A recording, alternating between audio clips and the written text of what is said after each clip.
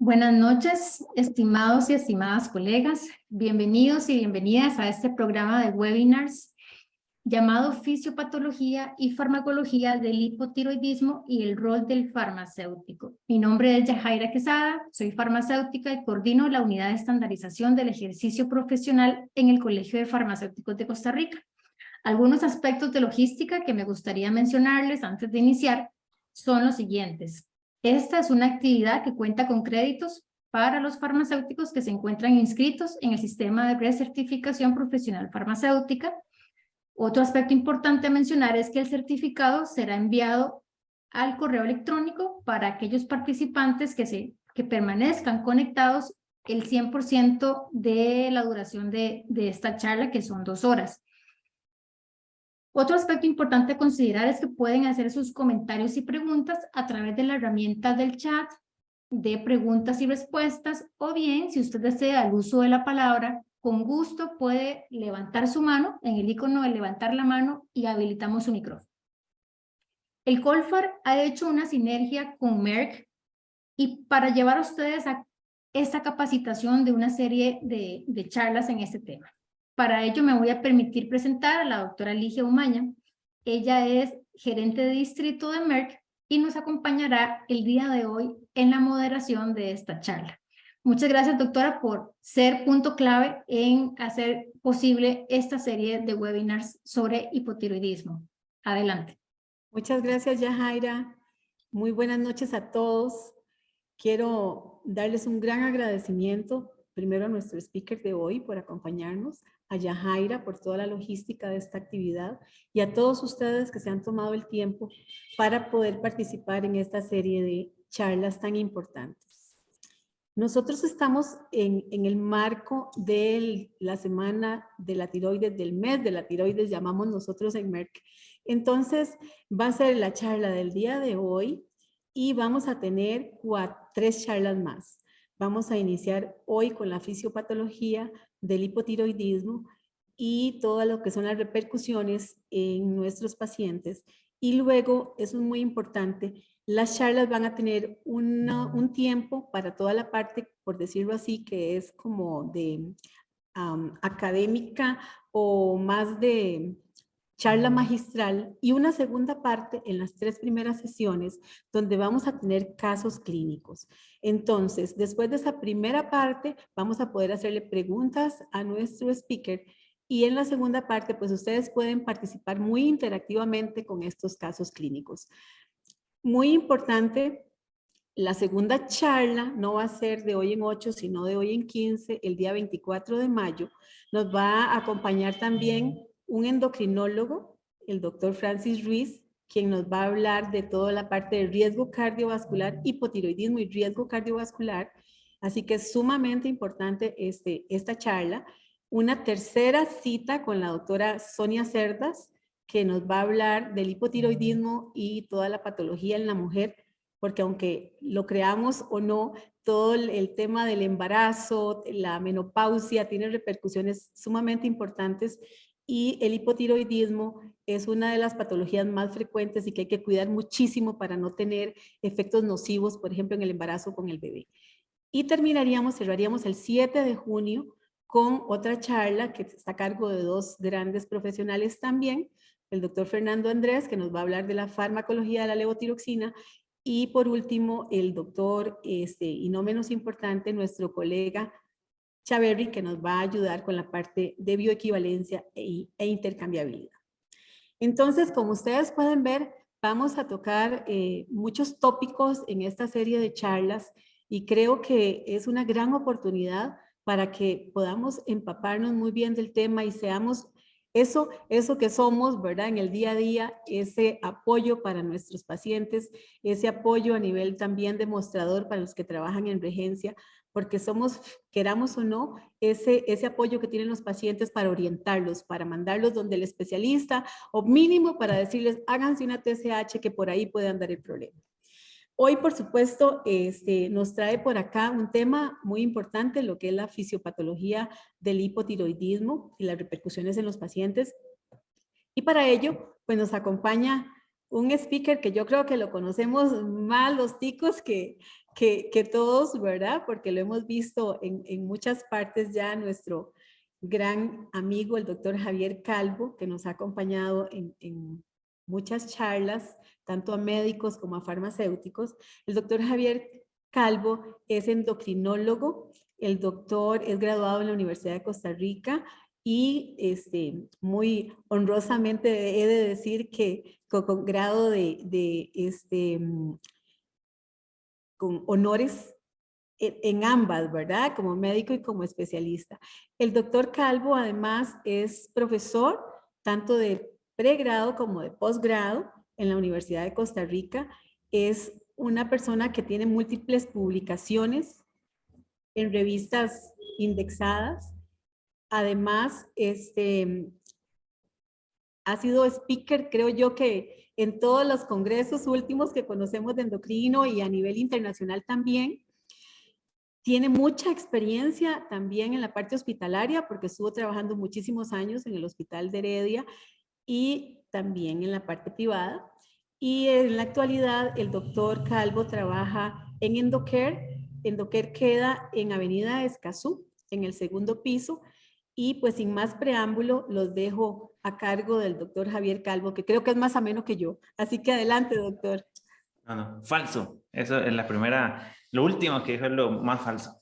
Que no, que va, elige súper amena. Pues no, un saludo a todos. Es muy bonito siempre poder compartir con colegas del área de la salud que no sean médicos, porque bueno, vemos perspectivas diferentes de qué es lo que se enfrentan nuestros pacientes y la otra cara de la gente que lo va acompañando. Yo hoy tengo un gran reto y ojalá ahí ustedes vayan apuntando en el chat cada vez que lo hagas, no decir pastilla. Entonces, este reto lo tengo ahí bien claro porque nosotros solo eso decimos y ustedes nos dicen pastillas, las de menta. Entonces, ahí me corrigen. Cada vez que diga pastilla, me jalan el aire. Pues bueno, para no quitarles más tiempo y como para aprovechar al máximo esta oportunidad, como lo mencionaban las doctoras, vamos a hablar de hipotiroidismo. Y aquí estoy casi seguro, y si no ahora lo vemos, alguien tendrá esta condición y vamos a ver por qué. Creo que en farmacia pasa igual que con el hipotiroidismo, hay más frecuencia de mujeres que de varones, que está pasando en medicina también. Y vamos a ver que es una patología y qué bonito que tengan una charla muy dedicada a esa parte, a la parte de salud femenina y la tiroides. Pero hoy vamos a entrar como un poco con generalidades, aspectos prácticos que les puedan funcionar en su día a día y siéntanse en toda la libertad, como es un rango amplio el espacio que tenemos el día de hoy, de ir haciendo preguntas que inclusive si yo puedo, las voy a ir contestando ahí conforme vayan llegando. Yo voy a estar muy pendiente de las preguntas y si no, al final de esta parte magistral abrimos otro espacio y para cerrar vamos a tener 3 casos clínicos que ustedes me van a ayudar a ir resolviendo. Entonces, bueno, sin más, lo primero que tengo que hacer es declarar que he recibido honorarios para esta presentación, pero sí nos vamos a basar mucho en la evidencia y tratar de hablar lo más objetivamente posible. Y entrémosle a esto. Entonces, vean, para recordar ahí un poquitito de las clases de fisiología cuando estaban en segundo, tercer año de la U, pues nosotros siempre, en lo que tiene que ver con endocrino, tenemos una glándula diana, ¿verdad? Que es donde llega mucho el mensaje para que con medio de un receptor se puedan liberar ciertas sustancias. Entonces, cuando hablamos de la tiroides, tenemos pasos antes para que esta tiroides pueda generar la T4 y la T3. ¿Qué son esos pasos previos? Bueno, a nivel del hipotálamo, ¿verdad? Cercano a la pituitaria, existe una hormona que se llama la TRH. Esa TRH es la hormona liberadora de tirotropina. Entonces la tenemos en el hipotálamo, manda el mensaje a la pituitaria y en la pituitaria o hipófisis, que es el otro nombre, se produce la TSH. Que esto es clave, porque si podemos entender cómo se relaciona TSH con hormonas tiroideas, vamos a entender cómo interpretar los resultados, que probablemente sea el reto más grande que tenemos siempre en la valoración de un paciente con enfermedad tiroidea. Entonces, este TSH es la hormona que estimula la tiroides, por sus siglas en inglés. Está a nivel pituitario, se va hacia la tiroides y le dice, bueno, ahora sí, usted tiene que trabajar, tiene que producir T4 y T3. También tenemos células C que producen calcitonina. No se conoce muy bien el rol en el humano de la calcitonina. Esto lo vamos a dejar un poquito de lado. Hay un cáncer de tiroides que se origina de estas células, se llama carcinoma medular, pero fisiológicamente no reúne una función tan importante. Al punto que cuando se opera la tiroides, no hacemos ningún tipo de reposición de calcitonina. Tal vez lo conocieron en su momento ustedes en farmacología porque hay medicamentos derivados de calcitonina para tratamiento de osteoporosis, ya muy en desuso.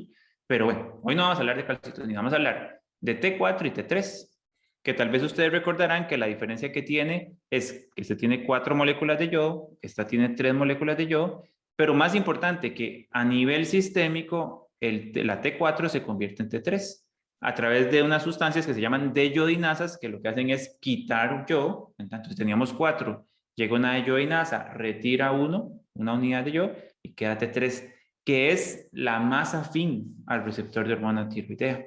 Entonces, eso es importante. Tenemos más T4 en concentración, pero la T3 es más afín a su receptor. ¿Por qué es importante entender esto del eje? No es por pura teoría y querer cansarlos, es que en la interpretación de los exámenes de función tiroidea, si nosotros entendemos que lo que primero se altera es el TSH, vamos a poder abordar de buena manera la disfunción de esta glándula. Ahorita lo vamos a ver. ¿Qué es lo que pasa con las hormonas tiroideas? Que tienen receptores prácticamente en todo el cuerpo. A los pacientes les decimos, desde la punta del pelo en la cabeza hasta la piel del dedo gordo en el pie, ahí actúa la hormona tiroidea. ¿Y por qué? Porque es tan promiscua, si pudiéramos decirlo así, que se une a diferentes órganos del cuerpo. Es porque tiene un transportador transmembrana que facilita su ingreso, pero su acción principal la va a dar a nivel nuclear. Entonces veamos que ahí tenemos el receptor de hormona tiroidea, tenemos ahí 2 subtipos, tal vez hoy no nos ocupa tanto esto, pero sí lo importante es que hay elementos de respuesta a esta acción del receptor de hormona tiroidea que envían un mensaje a nuestro material genético para que se codifiquen proteínas. Entonces ustedes podrán entender que si esto fuera una célula del corazón, llega la hormona tiroidea, hace su acción a nivel nuclear y se codifican proteínas que tienen que ver con la contracción, con la frecuencia cardíaca a nivel del corazón. Pero de la misma manera puede llegar al cerebro y si esto fuera una neurona, igual tenemos esta posibilidad de que la hormona tiroidea ingrese a esa neurona a nivel nuclear y estimule para que haya producción de proteínas que tienen que ver en los niños con el desarrollo cerebral. En el adulto ya mayor, bueno, en cómo hacer conexiones sinápticas y entonces ahí tiene también su rol. Entonces, vean que estamos hablando que es muy generalizada la acción de la hormona tiroidea porque va a trabajar en diferentes partes.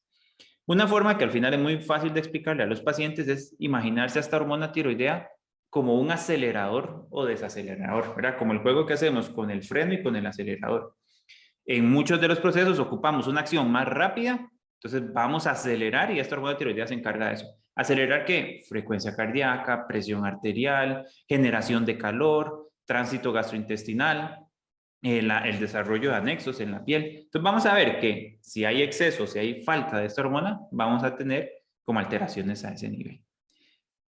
Y ya como para cerrar un poco esta parte de fisiología y no cansarlos con mucho cuento, entonces entendemos que viene de la pituitaria, ¿verdad? Aquí, la pituitaria produce el TSH se une a nivel de la glándula tiroidea en diferentes zonas, tiene que ver con todo el proceso de formación de hormona tiroidea, pero esta hormona tiroidea no se queda solo ahí, sino que va a los órganos diana a hacer su trabajo. En hígado, bueno, puede aumentar el recambio de tejido lipídico, aumenta la producción de glucosa, entonces el hígado es más capaz de producir glucosa, sí puede llegar a reducir la sensibilidad a la insulina, en algunos causas o procesos fisiopatológicos podemos ver inclusive hiperglicemia en gente que tiene hipertiroidismo.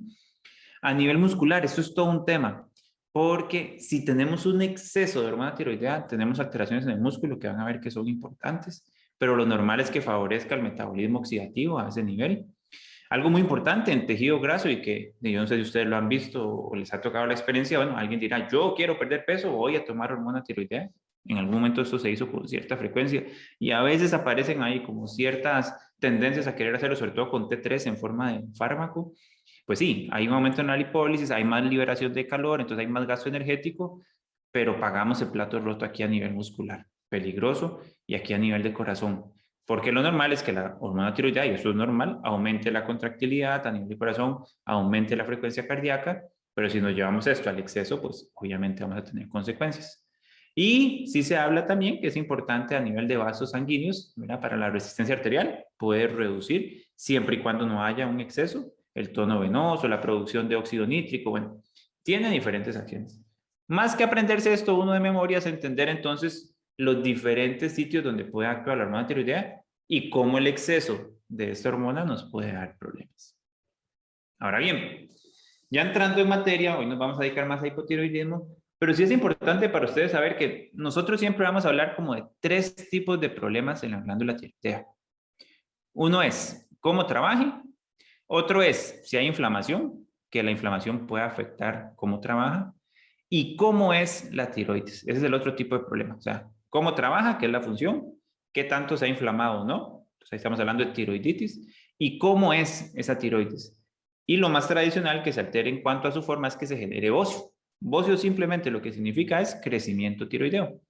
Pero ese crecimiento tiroideo puede ser nodular, o sea que tenemos la presencia de tumores, la gran mayoría de ellos por dicha benignos, pero existen también nódulos que pueden llegar a ser malignos y que nos ponen al paciente en riesgo. Y tenemos también la presencia de bocio difuso, que un bocio difuso es un crecimiento generalizado de la tiroides, donde podemos tener también algunos síntomas a ese nivel. ¿Qué es lo que pasa? Y esto es como la vida, y fijo en las farmacias, donde tal vez ustedes trabajan, esto sucede mucho. Hay gente muy bonita que tiene la forma totalmente normal, o sea, esa tiroides está sana, sana, sana, pero no trabaja bien. Y así es la vida, ¿verdad? Hay gente que se ve muy bien por fuera, pero dice, no, este trabajador no me sirve. ¿Por qué? Porque puede ser muy lento, no despacha los medicamentos como tiene que ser, va en una forma más enlentecida, durmió, descansó, pero llega el lunes nuevamente ya fatigado sin que empiece el día. Entonces, no, este trabajador no me sirve, ¿verdad?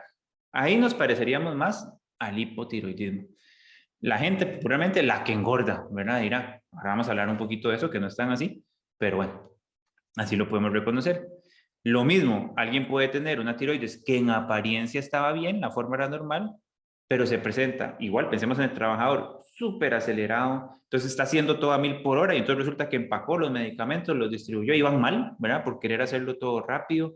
Como andan 7, 8 cosas al mismo tiempo, no hace ninguna, ¿verdad? Quiere acaparar todo y no lo logra. Tal vez no está durmiendo bien, la persona no descansa, eso lo hace cometer también como muchos errores. Entonces, una glándula tiroidea que esté trabajando más de la cuenta tampoco es una buena idea, porque alguien dice, uy, ojalá a mí me tocara el hipertiroidismo, hubiera perdido peso en lugar del hipo. Pues créanme que nadie desea tener hipertiroidismo porque son alteraciones muy serias que ponen en riesgo a la persona. Y otra cosa que puede pasar es que la glándula tenga esas alteraciones en la forma y que sí entonces tengamos que investigar. Ahí sí hacemos una gran división. Si lo que queremos ver es la forma de la tiroides, lo que vamos a hacer es un ultrasonido. Ahorita vamos a ver un poquito de eso. Si lo que queremos evaluar es cómo trabaja la tiroides, hacemos un único primer examen, que es el TSH. Con solo eso, podemos orientarnos a ver si la cosa anda bien. Para ver si hay tiroiditis, ahí el más utilizado es uno que se llama anticuerpos. Ahorita vamos a ver por qué, anticuerpos antitiroideos. El ultrasonido nos puede servir, el gamma nos puede servir. Ya es una investigación un poquitito más detallada. Pero bueno, esos son los tipos de problemas. Hoy nos vamos a concentrar mucho en el hipotiroidismo. ¿Cómo sabemos que una persona puede estar presentando problemas de tiroides? Bueno, lo más básico sería la exploración. Recordarles un poquito, y con los pacientes nos pasa mucho que se imaginan la tiroides en sitios tal vez muy altos. La tiroides está en la parte más baja del cuello, casi que sobre el esternón, ¿verdad? Que es el hueso que nosotros sentimos, donde empieza el tórax. Entonces, ahí está la tiroides. Y podemos evaluarla con nuestra palpación. Nosotros en endocrino a todo el mundo le conocemos el perfume que anda porque pasamos revisándole el cuello. Por echar las esposas, que si son endocrinas también nos entienden porque dicen, bueno, usted llegó oliendo perfume. Bueno, es por eso que estamos revisando el cuello. Esa es la razón de por qué. Y sí, en esa exploración lo que nosotros identificamos es si hay algo de bocio, si hay nódulos. Inclusive lo más común que vemos en hipotiroidismo es más bien atrofia, o sea que casi no se detecta, no se siente la glándula tiroidea. Pues esa es la exploración que nosotros hacemos para ver si el paciente tiene bocio o no. Pero ahí vamos a ver que si lo que estamos pensando propiamente es en hipotiroidismo, podemos tener varias causas. Y aquí sí vamos a ir hablando tal vez de la más común, que es la tiroiditis de Hashimoto. Que nuevamente, si ahorita vemos 75 personas, puede que 2 o 3 aquí tengan Hashimoto, por una cuestión simplemente de frecuencia. ¿Qué significa tiroiditis de Hashimoto? Es una inflamación autoinmune, o sea, una tiroiditis, que es la inflamación de la tiroides, autoinmune, eso es que mi cuerpo produce defensas que genera esta inflamación y que en la mayoría de casos va generando atrofia. O sea, tal vez diferente a imaginarse un tobillo, ¿verdad? Inflamado, que uno lo imagina como un bulto grande, pues en la gran mayoría de gente que tiene tiroiditis de Hashimoto se produce esto, una atrofia que al final de cuentas es ya como la etapa donde va dejando de funcionar la tiroides y pasamos al hipotiroidismo. Hay otras causas, y eso se lo van a topar mucho. Gente que dice, no, pero es que yo al principio más bien tenía hipertiroidismo, tenía los ojos un poquito saltados. Eso se llama la enfermedad de Graves. Tal vez no es el capítulo de hoy, pero para que ustedes lo reconozcan, llegan con temblor en las manos, llegan con palpitaciones, con mucha sudoración, pérdida de peso, que nuevamente alguien dirá, uy, yo quiero esa, yo quiero la enfermedad de Graves. No, porque lo que se pierde es masa muscular, masa ósea, hay arritmias o problemas a nivel cardiovascular, fracturas por osteoporosis. Es un estado bastante delicado. Pero una vez que se da el tratamiento, que uno de los principales es yodo radiactivo, o también podría ser la tiroidectomía, que puede ser total o subtotal. Si a un paciente se le da yodo radiactivo, lo más común es que quede con hipotiroidismo. Entonces ustedes van a ver con cierta frecuencia que gente que inicialmente tomaba propiltiuracilo y hasta 14, 20 tabletas al día recibía propiltiuracilo, pues se le da el yodo radioactivo y vira hacia el hipotiroidismo. Lo que hace el yodo radioactivo es, de cierta manera, secar o atrofiar la tiroides, entonces nos movemos del hiper al hipo. Y alguien dirá, qué chiste, ¿para qué le quitaron una cosa para ponerle otra? Bueno, por lo que les estaba mencionando, que el hipertiroidismo es sumamente agresivo, muy inestable, no sabemos cómo se va a comportar, perdón. Entonces sí tratamos de que esa persona no se mantenga en este hipertiroidismo para que no vaya a tener problemas.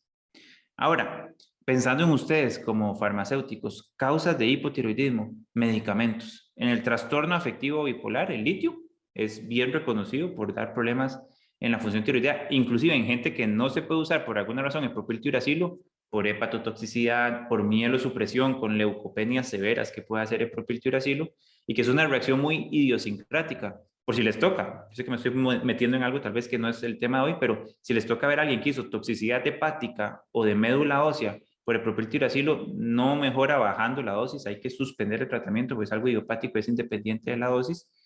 Pero en esa gente a veces, como no podemos dar el propiltiuracilo por la reacción adversa, el carbonato de litio puede ser una opción de tratamiento del hipertiroidismo junto con otras cosas, temporal muchas veces, mientras damos el yodo o mientras hace la cirugía. El interferón alfa, utilizado en algunos casos de hepatitis o por algunas otras razones, también puede dar hipotiroidismo. Y en los casos vamos a hablar de la amiodarona, que tiene algunas características muy puntuales que vamos a revisar por qué da disfunción tiroidea. Entonces, todo esto es primario, que estamos viendo aquí, porque algo malo le pasó a la tiroides. O sea, algo le está dando problemas. Y aprovechando, yo les dije que verdaderamente vamos a ir respondiendo las preguntas de ustedes. Hay una que nos hace la doctora Erlyn Murillo, que dice, ¿qué tiene de relación el hipotiroidismo de Hashimoto con la enfermedad celíaca? La relación es que ambas son enfermedades autoinmunes en su esencia. Una genera inflamación en la tiroides, y creo que es una diapositiva que viene por aquí, que aprovechamos la pregunta. En la tiroiditis de Hashimoto, lo que existe son células que son los linfocitos, en este caso hay CD4, que pueden generar cierta respuesta, por ejemplo, a las células B, otro tipo de linfocitos que se convierten en células plasmáticas y generan anticuerpos. Los anticuerpos son estas defensas. Imagínense en la vacuna del COVID, ¿verdad? Nos ponían la vacuna contra el COVID, nosotros más o menos a los 15, 22 días generábamos anticuerpos y estábamos protegidos, que si llegaba el COVID, lo atacábamos. Esto es como equivalente a haber recibido una vacuna de glándula tiroidea. O sea que tenemos una reacción que es inapropiada, una autorreacción a la glándula tiroidea normal, donde el cuerpo genera defensas y lo ataca. La conexión con la enfermedad celíaca es que la gente que verdaderamente tiene enfermedad celíaca es una condición autoinmune donde se producen autoanticuerpos en algunas secciones del duodeno, del intestino.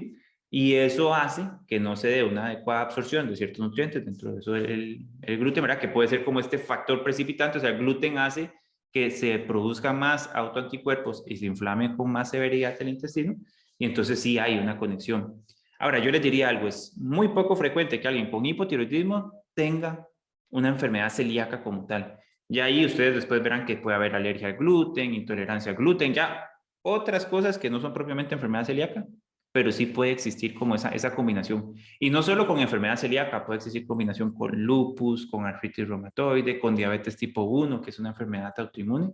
Entonces, hay gente que tiene este sistema inmunológico que genera más inflamación de la tiroides. Pero muchas gracias por la pregunta, la doctora Murillo. Y es un reto. Ahora vamos a ver por qué. Porque para la absorción de la levotiroxina, lo ideal es tener un buen intestino. Entonces, si una persona tiene enfermedad celíaca, consume gluten, empeora su patología intestinal, va a ser más difícil que se absorba la levotiroxina. Entonces, ahí hay que estar como muy pendientes. Entonces, bueno, eso para responderle a la doctora. Nos faltaba de esta diapositiva anterior entender que también existen causas secundarias de hipotiroidismo. Entonces, volviendo a hacer recuerdo de fisiología y fisiopatología, si una persona le cortaran la pituitaria, por ejemplo, en una cirugía porque tenía un tumor, entonces tuvieron que hacer una cirugía y se vino parte de la pituitaria, si nosotros le quitamos a la persona esta parte del cuerpo donde se producía la TSH, por más sana que esté la glándula tiroidea, no va a trabajar. Entonces pongámoslos a ustedes, que son todos farmacéuticos, muy buenos jefes, todos. Si ustedes se incapacitan porque se fueron y no llega nadie a sustituirlo, no hay farmacéutico en la farmacia, ¿qué dicen entonces el personal de la farmacia? Hoy no vino el gato, hacemos fiesta a todos los ratones. Entonces, bueno, como no vino el gato, no vamos a trabajar, no hay jefe, nadie nos está diciendo qué tenemos que hacer, no se va a producir, no se van a despachar medicamentos. Eso sucede en el hipotiroidismo secundario. La glándula pituitaria no está trabajando, entonces la tiroides dice, hey, si no me dicen que tengo que trabajar, yo no hago nada. Es como tica, ¿verdad? La glándula en el sentido de que si nadie le dice nada, no va a trabajar. Bueno, entonces eso es más raro, es poco frecuente, siempre va a haber como una causa asociada, cirugías, radioterapia, enfermedades propiamente como invasivas a nivel de la pituitaria, pero es poco frecuente. Entonces, existe y es algo que nosotros vemos. Bueno, aquí hay otra pregunta de Laura y se conecta con todo esto y lo vamos a ver creo que en el último caso, que qué conexión hay entre hormona tiroidea y osteoporosis. La conexión más grande que nosotros vemos es más bien en el hipertiroidismo. La hormona tiroidea tiene como función ayudar en la resorción ósea. Y esto es importante y muy atinada la pregunta de la doctora Delgado porque es normal que nosotros todos los días, hoy todos ustedes y sobre todo después de los 30 años, los que tenemos más de 30 años, entonces, rompen hueso, forman hueso. Rompen hueso, forman hueso. Es un proceso continuo. Y la hormona tiroidea ayuda o colabora en ese proceso. Es normal. Se rompe hueso, se forma hueso. Cuando existe hipertiroidismo, se rompe más hueso de la cuenta y no da tiempo de reponerlo. Entonces, lo más común es que alguien con hipertiroidismo, y sobre todo lo vamos a ver ahora en adultos mayores, rompen más hueso de la cuenta, no lo pueden reponer y tienen riesgo de una fractura por fragilidad. Entonces, la conexión más grande entre problemas tiroideos y osteoporosis es con el hipertiroidismo. Pero en hipotiroidismo sí tenemos un grupito de gente que está en riesgo de hacer osteoporosis, que son a los que sobretratamos con el medicamento. O sea, ponemos un ejemplo, si a mí me tocan 500 microgramos a la semana de levotiroxina y resulta que me están dando 800 microgramos porque yo estaba tomando más tratamiento y no me percaté, estoy en más riesgo de desarrollar osteoporosis. Entonces, el exceso de hormona tiroidea en forma de tratamiento, que es la levotiroxina, nos puede poner en riesgo de osteoporosis. Es algo que veíamos mucho antes en la gente operada por cáncer de tiroides, que tal vez éramos un poco más agresivos con el tratamiento para que no volviera el cáncer y causábamos nosotros mismos iatrogénicamente osteoporosis. Entonces, bueno, espero haberle contestado a la doctora Delgado. Por aquello, si no les contesto la pregunta que hicieron, ustedes dicen, no estoy satisfecho, doctor, me lo ponen ahí en el chat y seguimos tratando de ampliar la respuesta. Y después hay otra pregunta aquí que dice que si puede existir hipotiroidismo y bocio juntos. Y la respuesta es que completamente sí. Inclusive, muy buena esa pregunta que nos hacen, porque en esto de las causas, una de las principales antes de que fuéramos países desarrollados, bueno, o subdesarrollados, era la deficiencia de yodo. Y eso era que, sobre todo en gente que estaba muy alejada del mar, en tierras muy dentro, ¿verdad? O muy adentro, digamos, o altas, no llegaba un buen aporte de yodo, porque no se recibía. Había crecimiento con bocio, huecho, le decían nuestros abuelos a eso. Entonces teníamos hipotiroidismo porque no había yodo, no había materia prima para hacer la hormona tiroidea. Si recuerdan que T4 y T3 se llaman así, pues tienen 4 o 3 yodos. Entonces, si no había yodo para formar hormona tiroidea, y la persona en esa desesperación hacía un crecimiento de la glándula tiroidea para, en la medida de lo posible, formar algo de hormona, teníamos bocio e hipotiroidismo. Sin embargo, en Costa Rica, por ley, ya no hay deficiencia de yodo porque todo viene suplementado. Entonces, es muy raro ver a alguien con deficiencia de yodo. ¿Cuándo podríamos ver bocio con hipotiroidismo? Casi siempre sería en una fase muy inicial de la tiroiditis de Hashimoto, donde todavía la inflamación es un poco más marcada y entonces sí hay un crecimiento de la tiroides. O en algunos casos de bocios multinodulares, o sea que hay tumores benignos grandes en la glándula y hay un crecimiento importante, se reemplaza tejido normal por ese tejido nodular y entonces no hay una buena formación de hormona. Pero sí, podría existir bocio e hipotiroidismo. Y después aquí la doctora Cordero nos pregunta si la enfermedad de Hashimoto es hereditaria. Sí, qué buena pregunta, doctora Cordero, porque sí. Aquí les voy a poner inclusive que estábamos hablando de la tiroiditis de Hashimoto, que este tipo de defensas que nosotros vamos produciendo, las vemos más en mujeres y en mujeres que tienen el antecedente que una tía, una prima, la mamá, la abuelita tenían enfermedad tiroidea. Es sumamente heredable. Inclusive es muy común que nosotros veamos hermanas, que veamos primas que tienen la misma condición. Inclusive hay algo a veces que no es infrecuente, que una hermana tenía hipertiroidismo y un hermano tenía hipotiroidismo. Hasta pueden como agarrar por lados diferentes. Y el problema es, de como lo veníamos viendo por aquí, que esas defensas reaccionan contra la célula tiroidea y generan necrosis y apoptosis. Y eso nos lleva a hipotiroidismo. Entonces sí, es algo que sí se conecta con la parte familiar, sí es hereditaria. Ahora, no es de fijo que si yo tengo esto voy a afectar a mi hijo. Inclusive ahí vale la pena recordarles, y creo que venía por acá, que hay un grupo de hipotiroidismo que es el hipotiroidismo neonatal. Y que eso se puede ver, el hipotiroidismo neonatal, desde que se hace el tamizaje. Digamos, si usted es una mamá que tiene hipotiroidismo y está súper preocupada, uy, yo le voy a heredar esto a mi hijo, no se lo hereda al nacimiento. Pero en todo caso, si usted quiere estar tranquila, a los 4 días le van a hacer el tamizaje, se mide la TSH y si sale normal, todos tranquilos. Por lo general, si esto se hereda, para terminar de contestarle a la doctora Cordero, lo vamos a ver más o menos ya después del desarrollo, cuando viene la primera regla, cuando el varón empieza su desarrollo sexual, lo vemos de una forma más tardía. Y la doctora Marín nos pregunta que si el hipotiroidismo puede estar conectado con genética y antecedentes familiares. Ya la respondimos, ¿sí? Y que si la persona es joven, ¿cuál es la causa más común? Es el Hashimoto. La gente joven en edad reproductiva es la que más vemos nosotros con enfermedad de Hashimoto. Inclusive, como les decía, 9 mujeres, un varón es la relación, o sea que vemos por mucho más mujeres. Y es curioso que hay cambios hormonales como el embarazo, la lactancia, el parto, la menopausia, la primera regla, que son como tal vez socollones, ¿verdad? Así como un desorden hormonal, digamos que normal, porque es algo que siempre tiene que pasar, pero como una fluctuación, un cambio hormonal brusco que hace que se altere la función tiroidea. Y ahí la otra pregunta de la doctora Sosa, si hay una conexión con ovario poliquístico e hipotiroidismo. Tal vez la principal conexión es que son ambas súper frecuentes y que evidentemente ya dijimos el hipotiroidismo afecta más a las mujeres, entonces vamos a ver mucho esta combinación. Y sí, sobre todo si hay como una ganancia de grasa como muy marcada, eso va a potenciar a que el ovario poliquístico se desarrolle más. Que ahí entra todo un tema que es que la gente tal vez no es que va a ganar 100 kilos o 50 kilos o 20 kilos por problemas tiroideos. Tiende a ser como 5, 4 kilogramos de peso. Pero sí les pasa algo que ante un esfuerzo, tal vez en control de nutrición, con ejercicio, les cuesta más perder peso.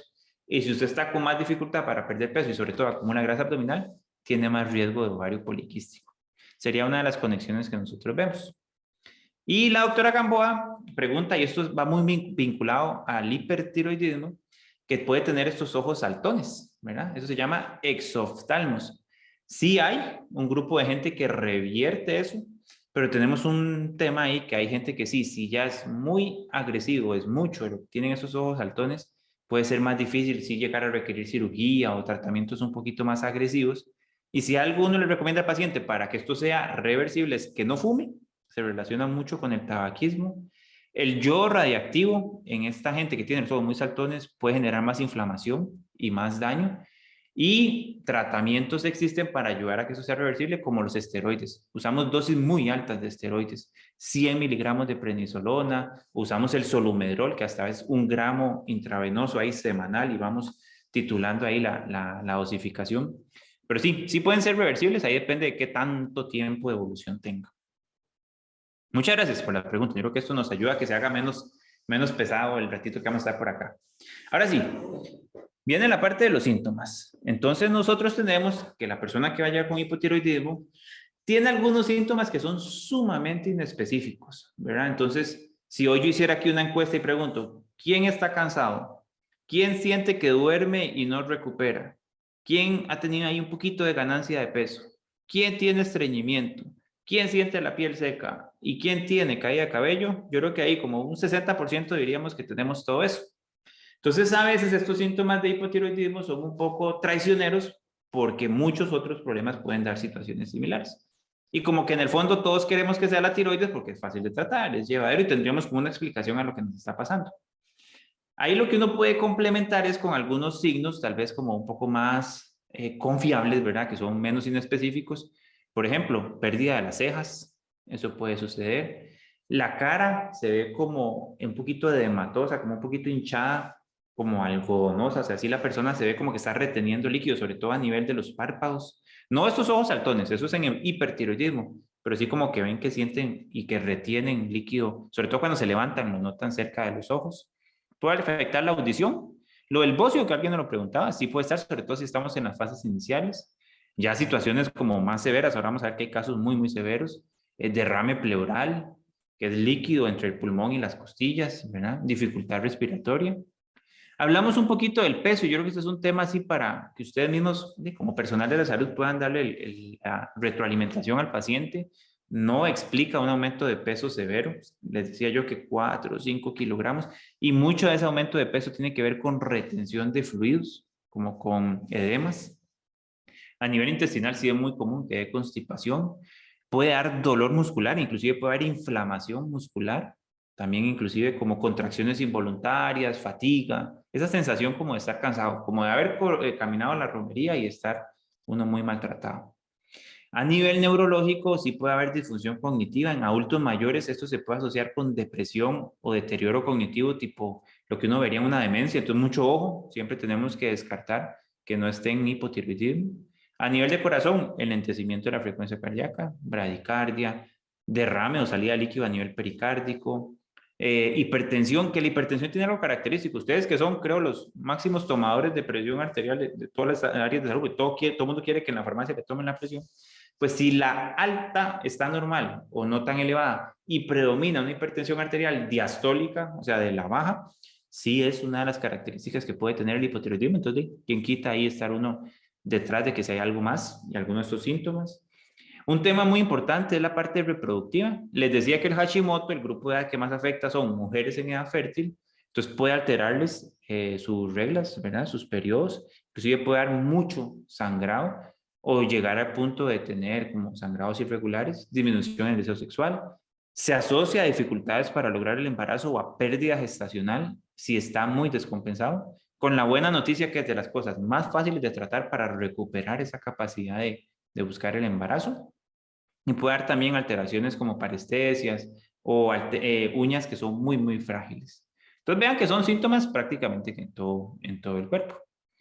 Ahora, y volviendo un poquitito ahí con las preguntas, nos hacía la pregunta el doctor Porras que si puede haber pacientes con hipotiroidismo que más bien les cueste ganar peso.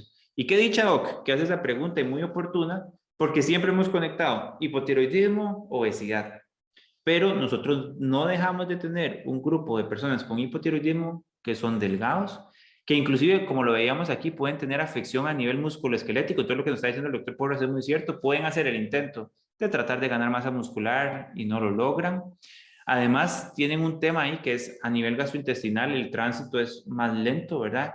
Inclusive pueden llegar al punto que si hay mucho edema, mucha hinchazón, a nivel intestinal puede haber edema de las vellosidades que se encargan de absorber los nutrientes o la levotiroxina misma como tal. Entonces puede ser que no se estén nutriendo de la mejor manera, o sea, que sí están comiendo, pero la absorción no es la más adecuada. Entonces la respuesta es que sí, que más bien puede haber dificultad para ganar peso. Lo primero que haríamos es compensar el hipotiroidismo y después abordar con nutrición si hay que hacer algo más. Y nos pregunta Laura Delgado, la doctora Delgado, que si es posible que una persona con levotiroxina y la función tiroidea normal siga presentando síntomas de hipotiroidismo. Y la respuesta no solo es que es posible, es que es sumamente frecuente. Y aquí hay dos formas de verlo. En lo que uno crea, si uno cree en Dios, si uno cree en la evolución, yo creo que sí, nosotros siempre pensamos que aunque hacemos nuestro mejor esfuerzo por reponer la hormona tiroidea, sí, el órgano natural siempre gana, ¿verdad? Y es mejor en su producción, pero bueno, nosotros tratamos con T4 igualar eso, ¿verdad? Entonces puede que, aunque uno crea que sí está dando la cantidad correcta, el examen le diga a uno que está correcto, si hay un grupo de gente que no termina de sentirse al 100%. Ahí nace toda una teoría de que uno debería dar T4 con T3. Eso es sumamente polémico y tal vez ustedes han visto, sobre todo los que trabajan en la institución pública, hay presentaciones de T3 que las usamos sobre todo en gente que va para yodo radioactivo, que es la liotironina. El gran reto, y eso es más de ustedes farmacéuticos que nosotros, es que la liotironina es como de una absorción un poco errática, ¿verdad?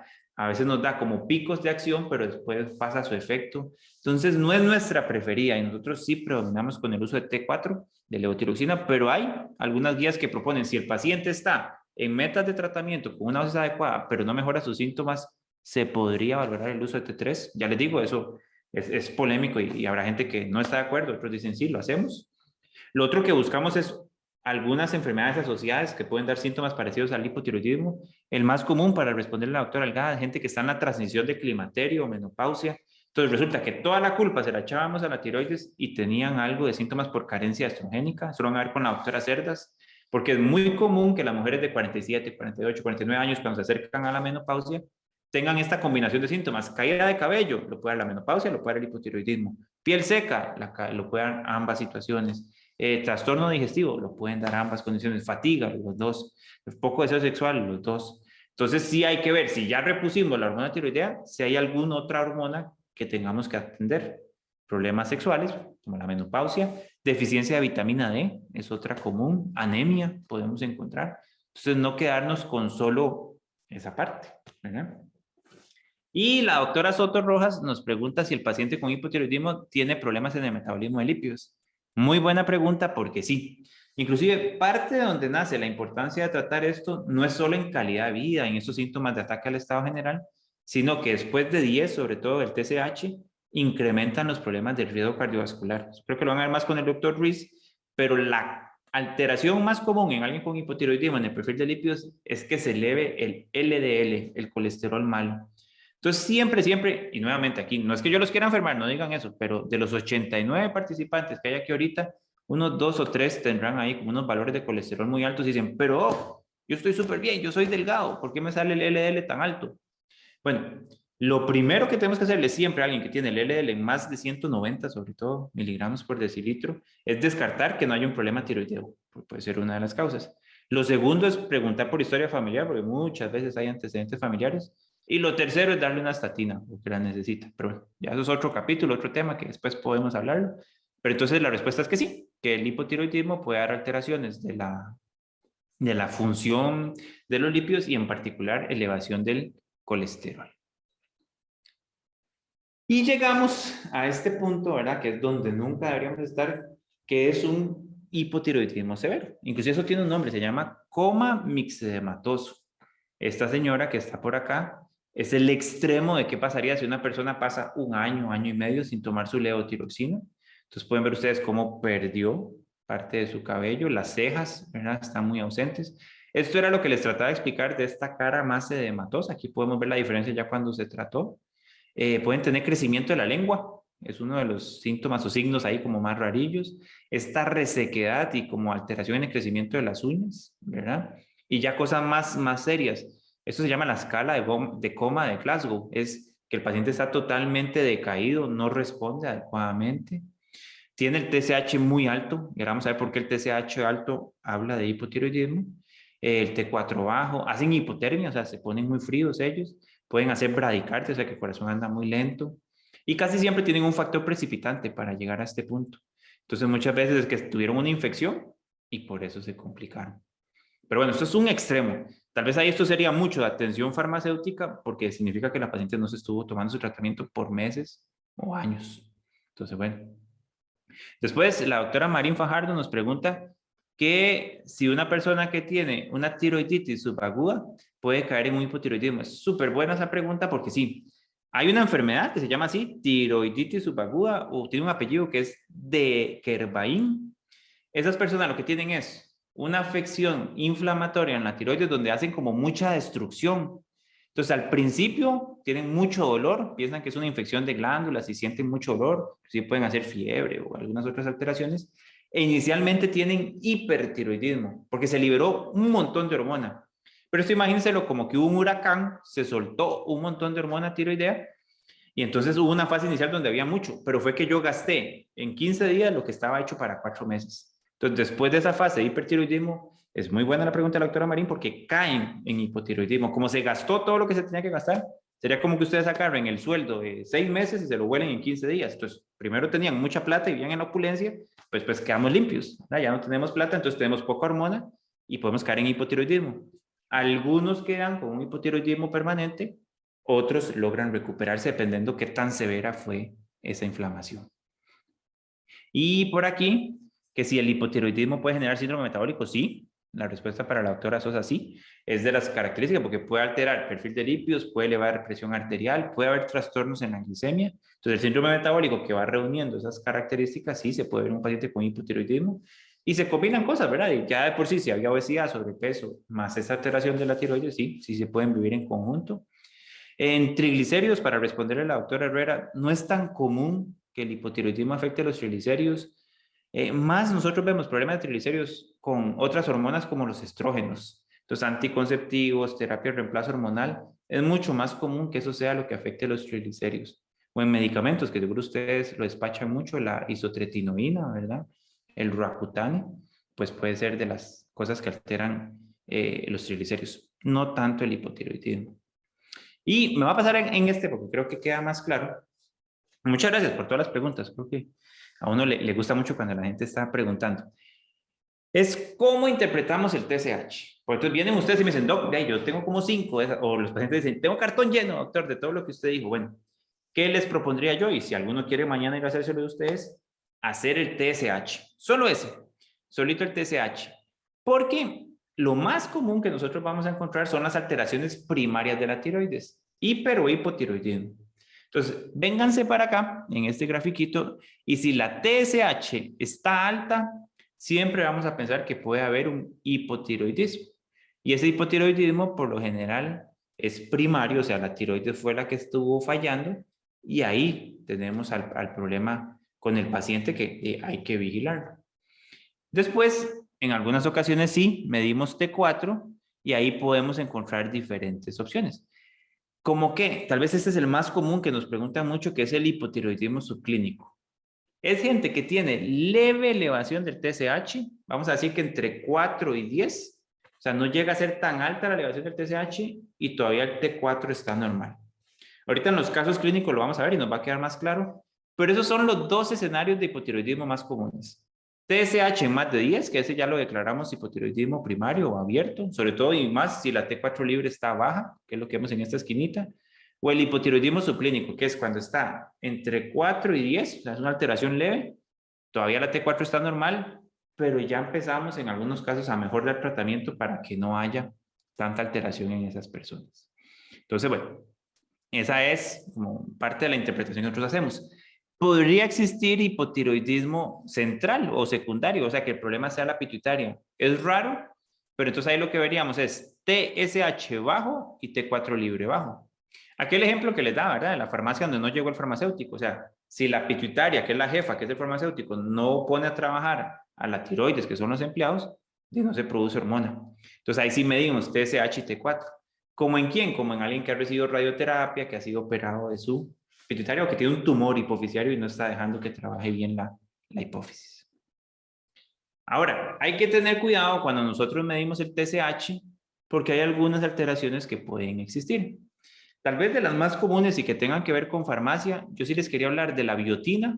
Ustedes que me imagino los llegan a buscar mucho. Doctora, doctor, ¿qué suplemento es bueno para la caída de cabello? Entonces, bueno, Ligia no me regaña. Entonces resulta que se le dieron Vitiver, Laminoter. Bueno, dieron alguno de esos sustituciones o multivitamínicos que tienen contenido de biotina. Eso puede alterar la interpretación del TSH. No es que afecta a la tiroides en su función, sino que a nivel de laboratorio puede dar ciertas imprecisiones en lo que nosotros estamos midiendo. Después, también pensando en medicamentos, la miodarona, ahora vamos a ver que puede afectar de los dos lados, puede dar hipotiroidismo o puede dar hipertiroidismo, ya casi vamos a ver por qué. Con el litio, ya les explicaba que puede ser una razón para que más bien la persona caiga en hipotiroidismo. Ahora se está usando mucho inhibidores de tirosina quinasa en oncología, pueden afectar, por ejemplo el sorafenib, que inclusive se usa en cáncer de tiroides, puede dar problemas a nivel de la TSH, elevarla y que caigamos en hipotiroidismo. Aquí hay todo un tema que es primero si el huevo o la gallina, la obesidad puede subir el TSH, entonces dar un hipotiroidismo subclínico que en ocasiones no tratamos porque el TSH salió alto en 5, pero no fue que entonces ese TSH en 5 me dio la obesidad de 100 kilos, sino que por tener yo 100 kilos tengo una TSH más elevada. En el embarazo es muy común que la TSH baje, sobre todo en el primer trimestre, porque tal vez para las que estuvieron embarazadas lo recordarán, por ahí las 10 semanas, como a los 2 meses y medio, es lo peor de los achaques, y eso es porque se produce mucho una hormona que se llama HCG, la gonadotrofina coriónica humana, que inclusive esa es la prueba de embarazo. Se les revisa la subbeta, que es la subunidad beta del HCG, para ver si la mujer está embarazada o no. Pues bueno, cuando hay mucha de esa HCG, como se parece mucho a la TSH en su estructura, sobre todo en la subunidad alfa, entonces la tiroides tiene como algunos cambios en esta producción y sobre todo la pituitaria de TSH. Entonces el embarazo como tal puede afectar un poquito el examen y tenemos que interpretar eso con cuidado. Bueno, y entra como un capítulo aparte, ya me voy moviendo a finalizar la teoría para entrar con los casos clínicos y no cansarlos, que es el nódulo tiroideo. Entonces también a ustedes en las farmacias les van a preguntar un montón, bueno, ¿y qué pasa cuando una persona tiene un nódulo tiroideo? Entonces, esa es la que engorda, esa es la que enflaquece, ¿cuál tiroides tengo yo? Pues el nódulo tiroideo no define cómo trabaja la tiroides, sino que si queremos saber si alguien que tiene un nódulo tiroideo está con hipo, con hipertiroidismo, ¿qué hacemos? Lo de siempre, medir el TSH, y es obligatorio medir el TSH. Si está normal, nada pasa. Si está bajo, ahí sí hay que tener un poquito más de detalle porque si el TSH está bajo, pensamos en hipertiroidismo.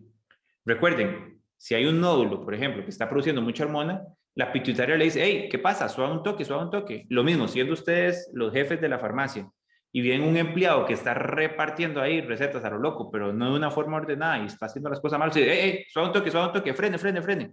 Por eso es que el TSH va a salir bajo en el hipertiroidismo por un nódulo tiroideo. Entonces ahí hacemos otra serie de exámenes como el gamma de tiroides para ver si se puede dar tratamiento con yodo o si se ocupa hacer algo más.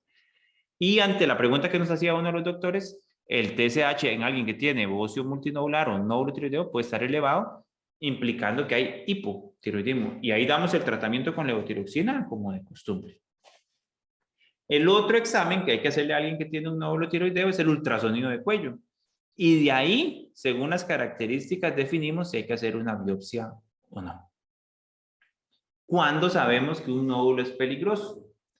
Cuando no es como estos. Estos son nódulos muy, muy benignos. Entonces, ustedes ven un reporte, el de ustedes o el de alguien más, que nuevamente ahí vean más números, como 30 de los que estamos aquí tenemos un nódulo tiroideo o más. Entonces, si es quístico, todos tranquilos, no hay que hacer nada. Van a encontrar mucho en la descripción coloide, que es que esto líquido que se ve aquí o gelatinoso negro que vemos nosotros, eso es benigno y no pensamos en cáncer. También pueden encontrar que les digan, es como una esponja o espongiforme. Nos quedamos tranquilos también, eso suele ser benigno. Todo lo que tenga que ver como con quistes nos dan la característica que no es sospechoso. Tal vez, y me voy a mover para acá, lo contrario es cuando un nódulo es peligroso. ¿Cómo sabemos que un nódulo es peligroso? Porque tiene microcalcificaciones, que son estos puntitos negros, porque es hipoecoico, que eso quiere decir que es negro, y los márgenes, los bordes no son regulares. Ven ustedes como que se va perdiendo los bordes, no es un circulito perfecto, tal vez como este que veíamos aquí, que son mucho más claros los bordes. Ustedes ven aquí como que aquí no se nota tan claro dónde empieza, dónde termina, y ahí está creciendo el nodulito. O si son más altos que anchos. Y también si son hipoecoicos, pues eso nos preocupa. Entonces esos son los nódulos peligrosos. Ahí es donde se hace un BAF, que BAF significa biopsia por aspiración con aguja fina, que lo que uno hace es extraer material y revisar si hay células malignas en el interior. Esto es un poco el resumen, nada más ya lo vimos, ¿verdad? Que hay nódulos de alta sospecha. Tal vez aquí, por si algún día alguien les pregunta, nunca tomamos biopsias en nódulos que midan menos de 1 centímetro, con algunas mínimas excepciones, pero ustedes mismos, si tienen un nódulo de menos de 1 centímetro, no dejen que se los punzen, duele mucho. Bueno, mentira, no duele tanto, pero ni bonito no es que le pongan a uno una aguja aquí en el cuello. Entonces, lo hacemos solo cuando se justifica. Que más que por dolor, la razón de no punzar los nódulos menores de 1 centímetro es que hay algo más aburrido que uno le salga bueno o malo un nódulo, o sea, con cáncer o sin cáncer. Es que salga algo que se llama indeterminado o insuficiente. Entonces ahí quedamos igual porque no se pudo terminar de definir qué es lo que tiene la persona. Entonces eso era que evitamos nódulos, pero hacer biopsias en nódulos menores a 1 centímetro. Voy a moverme por aquí, nada más para que no retrasemos. Y con todo esto, entonces llegamos a la parte del tratamiento. ¿Qué es lo que pasa? En Costa Rica, de momento, solo hay una presentación oficial, ¿verdad? Ya preparada de hormona tiroidea, es el Eutirox. Y aquí poníamos un poquito las diferentes presentaciones que podemos encontrar. Desde 25 hasta 200 microgramos, y ustedes van a ir viendo que hay diferentes valores que nosotros utilizamos. La que está disponible en la institución pública, en la caja, 100 microgramos, la más utilizada probablemente. ¿Qué cosas muy puntuales? Yo no soy farmacólogo y aquí ustedes me pueden acribillar con preguntas si lo quisieran y vamos a ver si algunas las puedo responder. Pero lo que sí es práctico y es clínico es que la levotiroxina se absorbe predominantemente a nivel intestinal y se habla mucho de yeyuno y sobre todo ilium. Que esto es más la parte distal del intestino delgado. Y esto es muy importante porque, primero, la biodisponibilidad es la más alta. Estamos hablando que 70-80% o inclusive en hipertiroideos un poquito más, pero veamos que su biodisponibilidad no es completa, ¿verdad? No es del 100%. Y tiene un tema ahí, sobre todo, lo vamos a ver aquí, de vida media, que va desde 6 a 7 días. Eso nos permite en algunos casos no darla todos los días. Y eso sí tiene una aplicación, tal vez para ustedes, en atención farmacéutica. Nosotros 1000 veces preferimos dar 100 microgramos días alternos que decirle al paciente vaya y parte la de 100 y se toma la mitad todos los días. Entonces eso nosotros nunca mandamos a nuestros pacientes a ranurar las tabletas, ¿verdad? Aunque ellos le dicen, pero ahí viene para ranurar. No, preferimos que no lo hagan. En todo caso, si es obligatorio, porque queremos dar 50 o 25, tenemos las presentaciones a nivel privado y si lo tenemos que usar, lo vamos a usar. Pero preferimos 1000 veces contar una dosis semanal y hacer el cálculo de cómo se puede acoplar. Ahorita vamos a ver con ejemplos cómo lo podemos hacer, pero entonces sí es muy importante esto de la vida media, es larga. Y eso también implica que alguien que empieza con tratamiento con T4, con levotiroxina o Eutirox, el control para saber si la cosa anda bien, por lo general hay que esperar 5 vidas medias, o lo que es lo mismo 5 o 6 semanas, ¿verdad? Entonces hay que dar como ese espacio. ¿Qué pasa? Y aquí sí entran ustedes porque van a ser vitales y por eso yo creo que sí vale mucho la pena que aquí estén los farmacéuticos. Ustedes son los que están muchas veces dándole la cara al paciente y explicándole cómo hacer con el medicamento para sacarle el máximo provecho. Vamos a tener pacientes que no estamos logrando compensar con el Eutirox y van a decir, eso es culpa del medicamento, que es malo. No. Entonces vean que hay algunas características del propio paciente. De lo primero, que no tenga buena adherencia y eso siempre lo vamos a intervenir. En el embarazo tenemos que hacer aumento de dosis. Primero, es súper segura en el embarazo y es necesaria en el embarazo. El desarrollo cerebral del bebé depende de esas primeras semanas de la hormona tiroidea. Inclusive hay como mucho estudiado de que un bebé de una mamá con hipotiroidismo que no recibió tratamiento compromete su coeficiente intelectual. Entonces ahí en el embarazo hacemos ajustes. Y bueno, cuando hay obesidad, cuando se aumenta peso, a veces también hay que ajustar la dosis. Sobre todo, si hay aumento de masa muscular, que no sería inclusive ni algo malo, debemos incrementar la dosis. O sea, en el mejor escenario uno calcula la cantidad de medicamento que ocupa la persona según su peso muscular de masa magra. Entonces eso se puede establecer.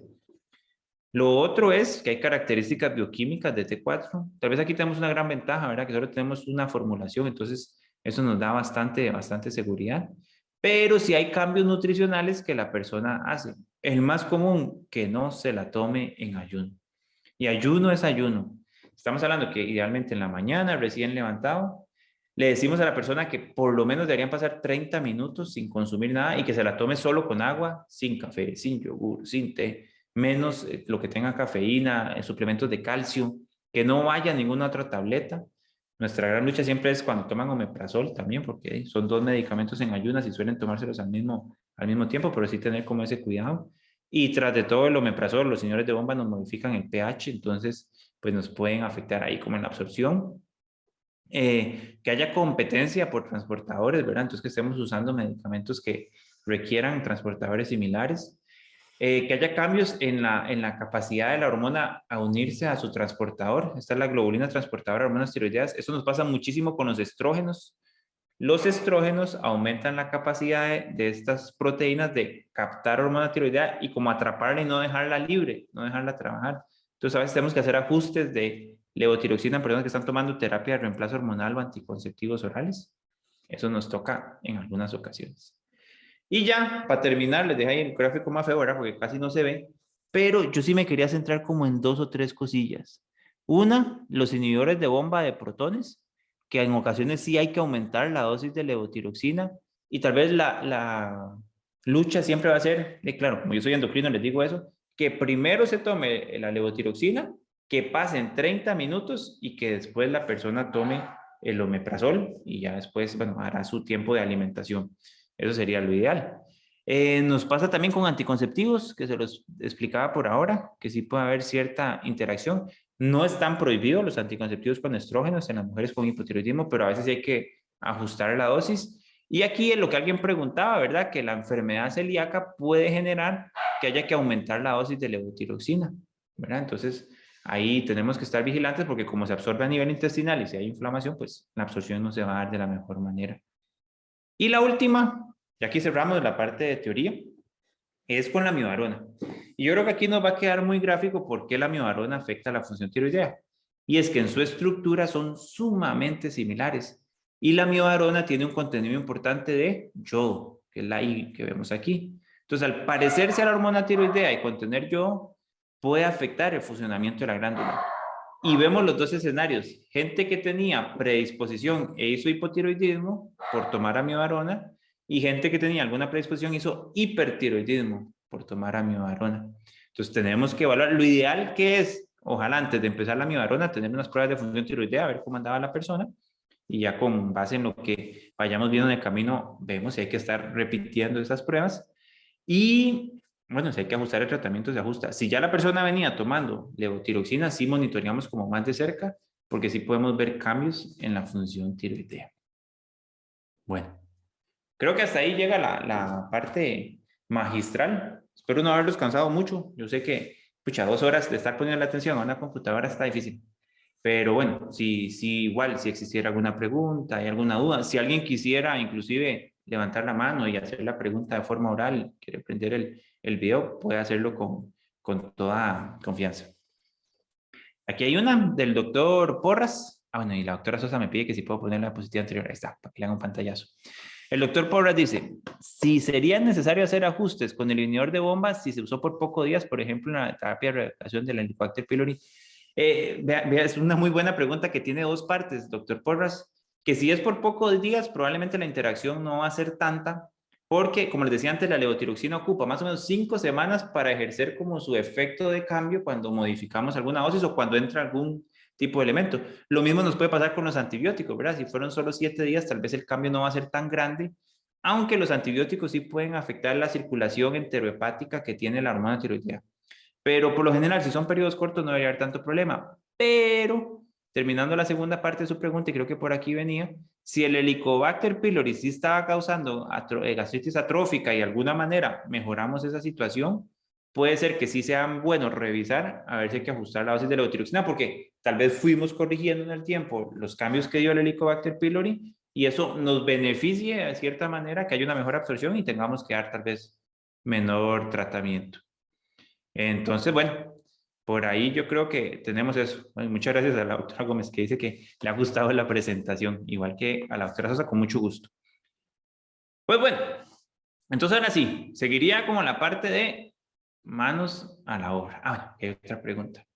Dice que la doctora Montiel, que si la obesidad puede favorecer el desarrollo de hipotiroidismo, debería ser la disminución de peso parte del tratamiento.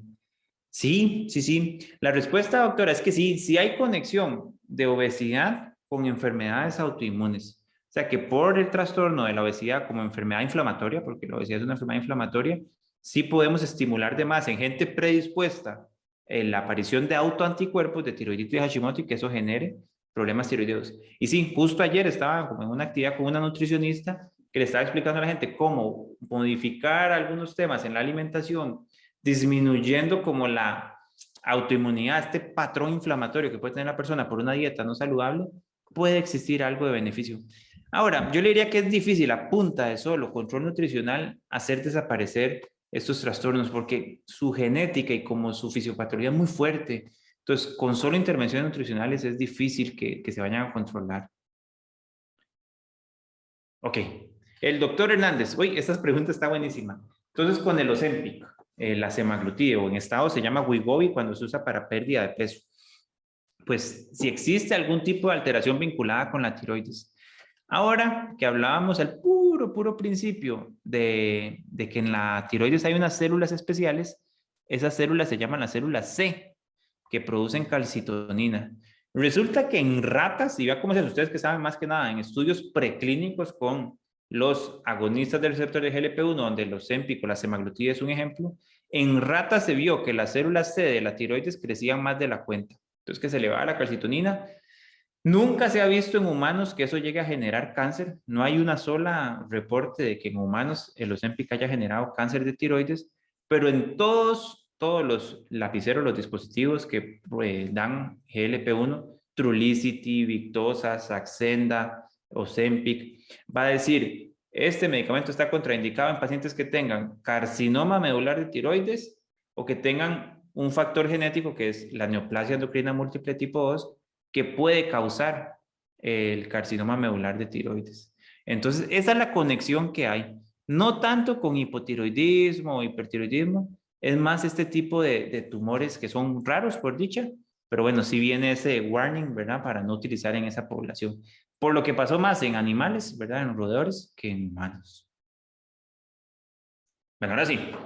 Entonces, aquí yo voy a abrir un poco la discusión. Ahí, si alguien se animara a abrir el micrófono y quiere contestar algo, el caso clínico, pues va a tener el doble de puntos de recertificación. No, mentira, pues la doctora me regaña. Pero sí, ojalá que puedan participar, o si no por el chat, si no quieren prender el micrófono. Entonces empecemos con esta paciente. Tiene 44 años, perdón, es asesora de ventas y está casada. Tiene un sobrepeso, 27.7 kilogramos por metro cuadrado, pesa 70 kilos. Es dislipidémica, ya es conocida portadora de hipotiroidismo y tuvo 3 embarazos previos, sin mayores complicaciones. Sí menciona que ha notado mayor fatiga, que le está costando concentrarse, caída de cabello y estreñimiento. Y ahorita está tomando Eutirox 150 microgramos por día de lunes a domingo. Y se presenta con estos exámenes. El azúcar bien, pareciera estar bien controlado con su perfil de lípidos, tal vez un poquito bajo el HDL, que nos gusta el colesterol bueno que esté por encima de 50, pero llega con este TSH en 8.1. Entonces, ahora sí, ustedes, como en el programa de atención farmacéutica la reciben, ¿cuál sería la primera pregunta que le harían a esta paciente desde el punto de vista farmacéutico? Aquí no pensemos tal vez tanto como en síntomas y esas cosas, sino que ustedes dicen, bueno, a esta señora lo primero que yo le preguntaría con ese TSH en 8.1 y el tratamiento que está recibiendo es esto. Entonces, bueno, si alguien se anima, puede prender el micrófono, o puede ponerlo en el chat, o puede intervenir ahí. Y si me levantan la mano, yo aquí lo puedo ver cualquier cosa y le habilitamos el... Ahí, la doctora Beatriz Padilla. Lo que yo no sé si yo... Ah, sí, aquí yo puedo. Parece que sí. Ya le dimos acceso al micrófono, doctora. Esto. Adelante, doctora Badilla. Perdón, es el esposo. Ah, Porque la doctora Badilla está en otra cosa.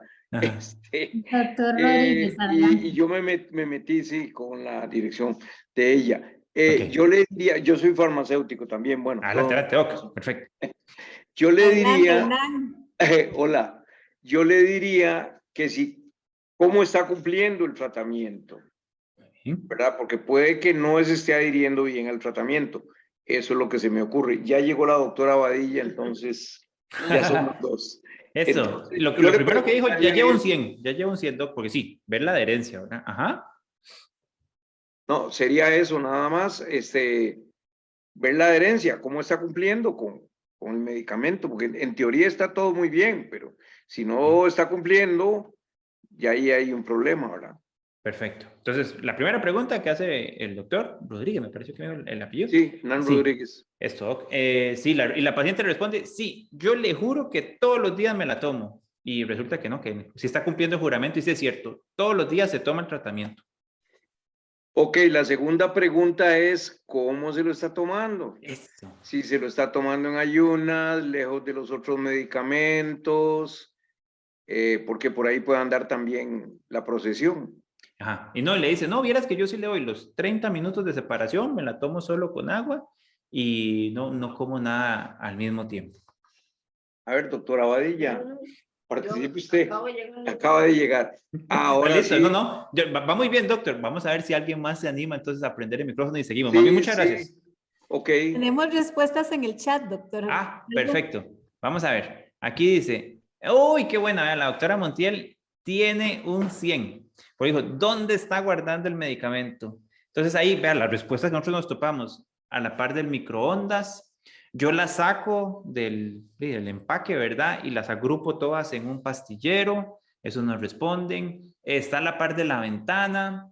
Yo la ando en el carro porque trabajo en camión, entonces la ando ahí en el asiento de al lado.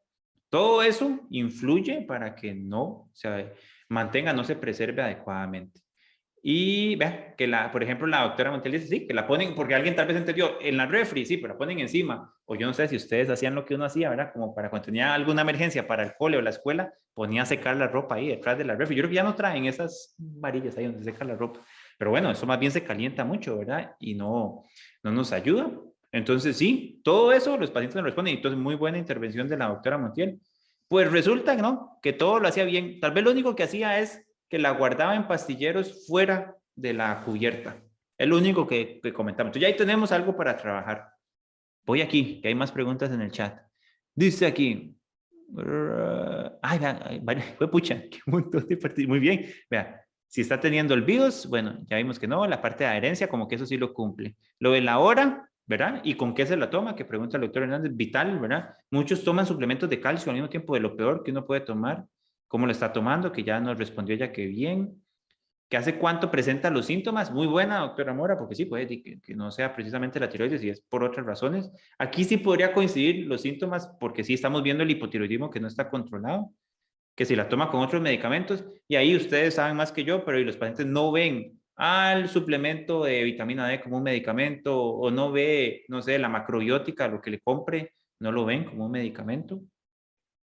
A la doctora Murillo, muy bien, que está en la edad premenopáusica, ¿verdad? Entonces, a veces sin tener ningún problema farmacológico, digamos, el simple hecho de tener fluctuaciones en los niveles de estrógenos nos desacomoda un poco la acción de la levotiroxina, entonces sí puede haber cambios, ¿verdad? Que aquí también lo decía la doctora Gamboa, bueno, la doctora Murillo. Esto, vea, y aquí llegó la doctora Gómez, esta era un 100 para, bueno, todos tienen un 100, todos, y que la doctora después ahí se los ponga todos el 100, pero yo me quedaría con lo que está diciendo la doctora Gómez Barrantes, si está ranurando la tableta.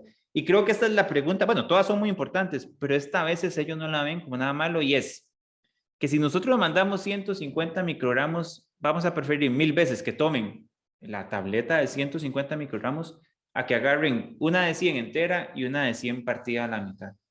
Y esto no es nada infrecuente, inclusive de ustedes les llegarán las recetas de nuestros propios colegas que dicen 150 microgramos o una tableta y media una vez al día y no. Ahí, ¿qué haría uno? Si uno quiere dar 150 microgramos, el consejo para la paciente es tome un día 100, un día 200, un día 100, un día 200, un día 100, un día 200 y es exactamente lo mismo y no tenemos que ranurar nada. Sobre todo si estamos en la institución pública, ¿verdad? O bueno, no crean, pasa también a nivel privado que existe medicina mixta y es un medicamento original que da la institución de ahí. Hay gente que quiere ahorrarse esa platita y tiene todo el derecho del mundo. O si no, la opción sí es conseguir la de 150. Entonces esa, doctora Gómez, verás que en este caso en particular, esa era la clave, sí la estaba partiendo. Y bueno, ahí después Ligia nos podrá corregir, pero por más que venga como para ranurar, confirmar al 100% y a ojos cerrados que es 50 y 50 es difícil. Y lo otro que nos pasa es que resulta que esta paciente la partía, se tomaba los 50 que le tocaban y los otros 50 los guardaba y se los tomaba al día siguiente. Ahí sí probablemente esos 50 ya no estaban haciendo su acción. Entonces, por ejemplo, la doctora Mora dice, bueno, si no hay de otra, y tiene razón, si no hay de otra, hay que partirla. Porque, tal vez fue el doctor el que lo dijo y ustedes no lo pueden contradecir porque entonces ya se hace un zambrote. Bueno, por lo menos que si se va a tomar la mitad, esa se la tome y la otra la deseche. Pero ustedes me ponen a escoger a mí, si fuera mi mamá o mi hermana, yo le diría, no, la tome 200 un día, 100 el otro, 200 un día, 100 el otro, y le ayudaríamos. Después, lo que propone Laura también es súper importante, la doctora Jiménez, que si padece algo más y un problema intestinal, y eso sí es vital, ¿verdad? Ustedes ya lo tocaron, enfermedad celíaca, alguna cirugía, bypass, la cirugía metabólica para perder peso, pues también, ¿verdad? Lo de que traiga la bolsita de los medicamentos, ¿verdad? Nos ha pasado, estaban tomando lovastatina, y ahí, eso pasa. El error más grave que nosotros vemos es que toman hidroclorotiazida en lugar de hidrocortisona y se nos van a morir. Nuestro paciente ahí con insuficiencia renal y eso le puede pasar al paciente, ¿verdad? Lo que está diciendo la doctora Bolaños, ve qué importante, doctora Carolina Bolaños, que ¿hace cuánto fue este examen? Porque a veces nos pasa que el examen es de hace un año. Bueno, no podemos tomar una decisión con eso, ¿verdad? Y tenemos que tener algo más reciente. Y ya lo dijo la doctora Sotorrojos, ¿verdad? Que sí, nunca le hemos dicho al paciente esa mitad que se tomó, guárdela, pero lo hacen para ahorrar, para tener ahí una guaquita. Entonces, bueno, ustedes saben cómo son ellos, ¿verdad? Y ustedes nos ayudan un montón en esa parte. Pues bueno, entonces tenemos un 100 para todos. Y eso es lo que hacemos. ¿Qué haría yo si esta fuera mi paciente? Bueno, abordar eso, que si es necesario, como dividir la dosis, entonces que sea 200, 100, 200, 100, probablemente uno sí tiende a aumentar un poquito la dosis. Entonces, ¿cómo aumentamos la dosis nosotros? Multiplicamos 150 por 7. Eso da 1050 microgramos por semana. Entonces decimos, bueno, había un problema porque la estaba partiendo, pero puede que se ocupe un poquito más. Vamos a darle 1100 microgramos por semana. Apenas subimos 50, muy poquito, pero 1100 microgramos por semana. ¿Cómo calculamos 1100 microgramos por semana? De lo más fácil sería que tome de lunes a viernes 2 y el sábado solo 1, y ahí estaría tomando 11 tabletas por semana. Alguien dice, no, muy complicado así, doc. Entonces sería que tome 2 de lunes a jueves, viernes, sábado y domingo 1, y eso nos daría igual 1100 microgramos. Yo creo que la clave está en escribírselo como con cariño al paciente, que le quede bien claro, y vieras que no suele ser difícil para ellos esto, que hay algunos días 2 y otros días 1. Siempre tratamos que eso sí, que sea como que coincida viernes, sábado y domingo los días diferentes, o sábado y domingo los días diferentes, pues es más fácil usted acordarse sábado y domingo, que es distinto que miércoles o jueves, tal vez. Entonces eso es lo que nosotros más hacemos. Y la doctora Delgado aquí nos dice que sí, que en la caja la dosis de 25 microgramos es en el Hospital de Niños que está autorizada. Porque sí, ella lo está diciendo y así se podría hacer perfectamente, que se tome la de 100 y 2 de 25. Sería una opción, pero para mí me parece 1000 veces más fácil que se tome 2 de 100, 1 de 100, 2 de 100, 1 de 100. Y la gente se acomoda. Yo sé, ustedes me dirán, bueno, habrá gente que no se le adapte y usted me dice, es que está la señora que no sabe leer, que es adulta mayor y el tratamiento se lo da a un vecino. Bueno, siempre es difícil, ¿verdad? Esos casos, pero bueno, ahí nos agarramos mucho de ustedes con calendarios o algo ahí como para ayudar con materia visual. Bueno, salvamos a la primera paciente y va a estar muy feliz con nosotros. Vamos con la segunda. Aquí vienen otra vez un montón de preguntas. Igual, si alguien como el doctor Rodríguez y la doctora Ayas quieren prender el micrófono, nos levantan la manita. 34 años esta muchacha. Es profesora y está en unión libre. Tiene un índice de masa corporal que está dentro del rango normal, 24.2 kilogramos por metro cuadrado. Estuvo embarazada, pero tuvo una pérdida. No logró llegar al parto y otra vez está buscando embarazo. Ella está asintomática y a veces llegan así, la mandan a endocrino porque tuvo una pérdida, está tomando ácido fólico por aquello que queda embarazada y viene con estos exámenes. Entonces, otra vez, glucosa normal, en el colesterol como no mucha cosa especial y el TSH en 6.2. Entonces, como ustedes son expertos en la materia, ya están listos para atender a esta paciente. Entonces, vamos a ver si alguien se anima ahí a levantar la mano y quiere el poder del micrófono, puede hacerlo en este momento. Porque veo que escriben mucho en el chat. Es más bonito oírlos todavía. Si me oyen a mí, que mi voz es bien fea, no se tienen que preocupar por eso. Vamos a ver. Y si no, lo podemos hacer ahí democráticamente, ¿verdad?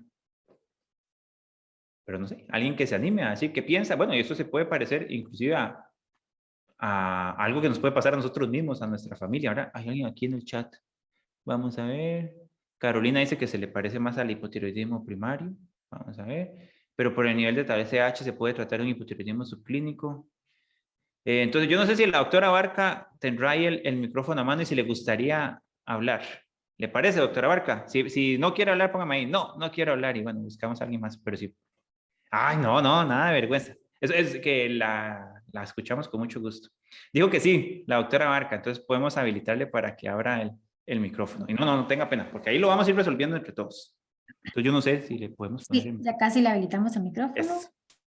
Hombre, no, porque lo que ya dijo, o sea, ya la doctora Barca dio el diagnóstico y es correcto, o sea, para que se anime y esté contenta, ya puede abrirlo, doctora, el micrófono. Es correcto, lo que usted dijo es correcto. Ahora sí, ¿qué hacemos con ese hipotiroidismo subclínico?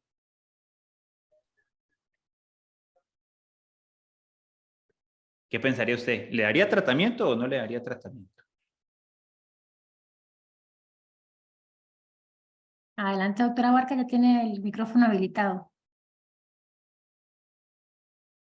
Bueno, primeramente considero que se podría tratar de un hipotiroidismo clínico porque los niveles de la TSH están dentro del rango de 4 días que usted nos mencionó antes cuando estábamos hablando de los síntomas.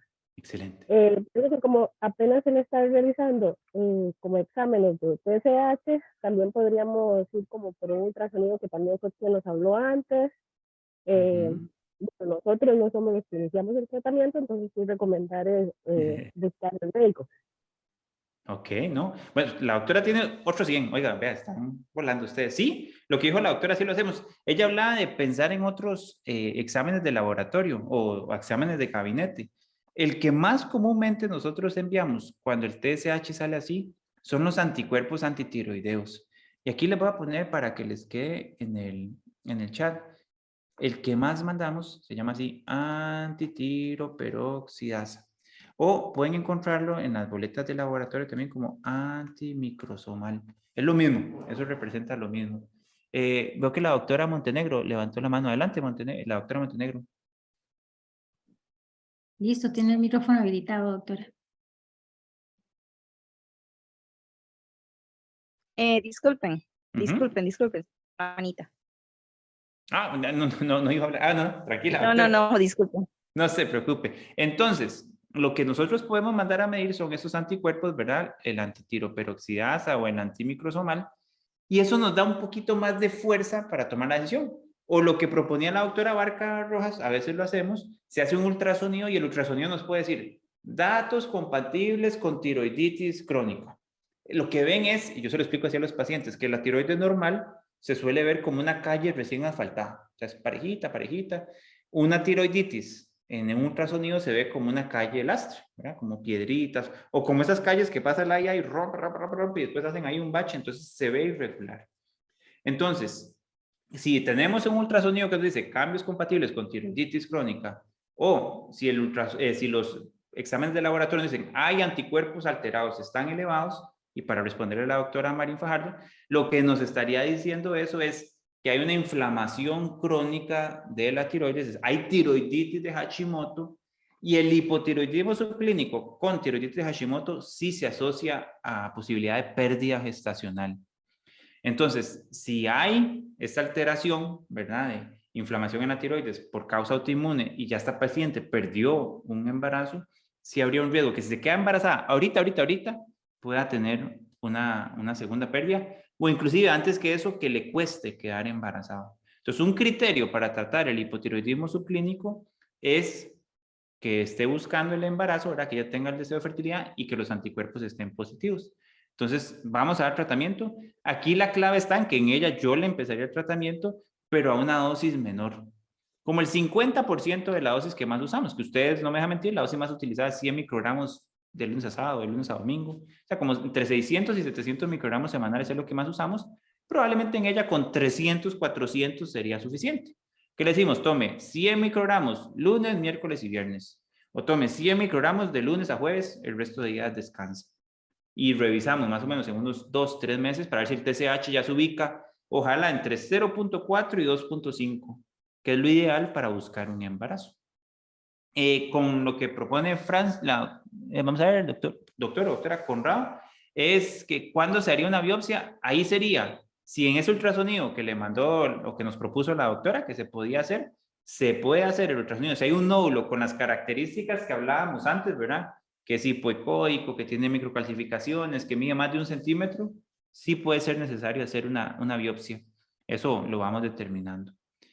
Y pregunta la doctora Alvarado Bonilla que si se da el tratamiento disminuye el riesgo de pérdida, y la muy buena noticia es que sí. O sea, que si uno tuviera que escoger una causa de infertilidad o de pérdida gestacional, uno escogería hipotiroidismo, porque es súper fácil de tratar, es corregible y uno puede monitorear si ya está corregida, entonces sí, puede estar tranquilo de que ya ayudó al paciente. Entonces sí, la respuesta es que disminuye el riesgo de pérdida. Entonces, eso es lo que haríamos nosotros. En estos casos es donde usamos nosotros las dosis bajitas del Eutirox. Entonces, a veces podemos usar 25 microgramos, sobre todo cuanto más cerca esté de 4, si está en 4.5, 5, este TSH, empezamos muchas veces con 25 microgramos de Eutirox todos los días, o podemos usar la de 50 también en estos escenarios. Y después dice, qué buena pregunta, la doctora Murillo. Si esta muchacha, bueno, llega a los 3 meses y dice, ya tengo el TSH normal, estoy en 1.5. Entonces uno dice, bueno, tiene la bendición, vaya en paz y puede buscar el embarazo. Y resulta que, bueno, gracias a Dios queda embarazada y llega y nos dice, quedé embarazada, ¿qué hago? Inmediatamente hay que subir la dosis. 25% más o menos. ¿Qué es lo más fácil? Y eso nos toca mucho. Por ejemplo, estaban tomando, pongamos que 100 microgramos de lunes a viernes. Casi siempre lo que hacemos es decirle, bueno, tome ahora 100 microgramos, pero de lunes a sábado. Lo más tradicional es eso, que subamos entre 100 y 200 microgramos por semana la dosis. Entonces eso, si estaba tomando 100 de lunes a viernes, agregamos un día más y ya tenemos 600 microgramos.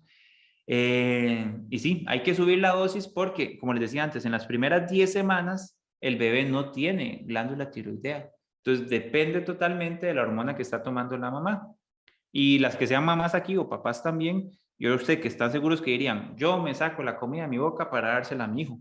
Pues eso realmente pasa en el embarazo. La prioridad es el bebé. Entonces, si la mamá ocupa determinada cantidad de hormona tiroidea y le está dando un porcentaje al bebé, va a quedar un poco rezagada la dosis para ella y tenemos que aumentarla. Y como les decía antes, es segura, no hay problemas y sobre todo en el primer trimestre si damos dosis mayores. Ya después tiende a irse reduciendo la dosis por este proceso que le decía, ya en el segundo trimestre ya el bebé está produciendo su propia hormona. Bueno, creo que ese era el segundo caso. Y el tercero es el más difícil. Entonces vamos a ver ahí quién se anima. Ahora nadie va a querer escribir en el chat porque van a decir, este carajo nos va a poner a hablar en el micrófono. Entonces no, vean, si en serio no quieren hablar, no se los prendemos. Pero el que quiera hablar, bienvenido. Viene aquí esta señora, dice que tiene 75 años, que era una jueza, ahora está pensionada y es viuda. Ella sí viene más complicada, ¿verdad? Tiene dislipidemia, tiene diabetes tipo 2, tiene hipertensión arterial, tiene hipotiroidismo y tiene fibrilación atrial. Tiene más bien un peso que podríamos decir para los adultos mayores, el índice de masa corporal normal es más de 23, entonces está delgada para ser una adulta mayor, está en 21.5. Tiene palpitaciones, tiene mareos y tiene caídas frecuentes. Eso nos preocupa mucho, una adulta mayor que se cae mucho, nos está gritando, cuidado con una fractura por osteoporosis. Toma rosuvastatina, toma omeprazol, toma Eutirox, 100 microgramos de lunes a sábado y está con amiodarona. Falta ahí el antihipertensivo, era irbesartán, 300 miligramos también como adicionales. Y en ella tenemos los siguientes exámenes.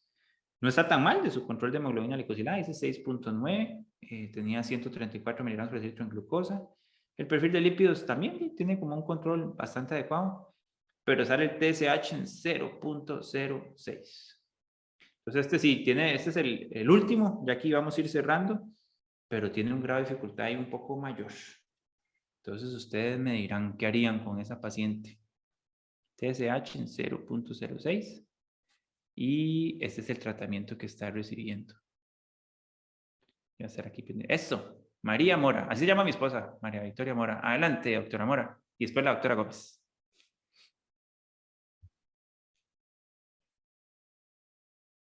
Creo que ya puede prender el micrófono, doctora Mora. Perdón, ahora sí. Listo, ahí la escuchamos. Bueno, creo que ahí sería evaluar como el tema de la amiodarona y el omeprazol, ¿verdad? Lo que usted hablaba anteriormente del tiempo entre cada medicamento. Y ver si el hipotiroidismo que está presentando podría estar ligado a la toma de la amiodarona. Ajá, que haya alterado, ¿verdad? Los valores del laboratorio, sí. Y siempre nos gusta preguntarle cuándo le introdujeron la amiodarona. Que con la amiodarona, otra vez, yo no soy farmacólogo, pero tenía un volumen de distribución súper amplio. Entonces, hay un gran problema. La gente puede suspender la amiodarona y su efecto queda ahí residualmente un tiempo largo, sobre todo si tienen mucha obesidad. Entonces, es todo un tema con la amiodarona. Por eso es muy bueno saber cómo estaba todo antes de ella, porque aunque uno la quita, después no es tan fácil resolver el problema. Y la doctora Gómez.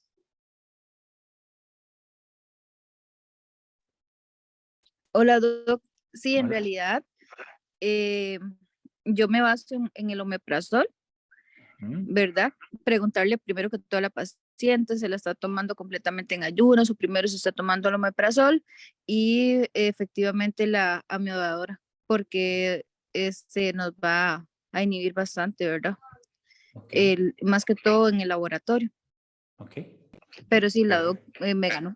Era Ajá. eso. No, no, pero va muy bien, ¿verdad? Sí, yo creo que ahí ahora, tal vez, no sé, ojalá que si antes no pensábamos en toda esta interacción que podía haber, ahora lo tenemos más que claro. Y siempre llevas esa idea que la amiodarona es problemática porque tiene yodo y se parece mucho a las hormonas tiroideas, entonces nos da como esa interacción.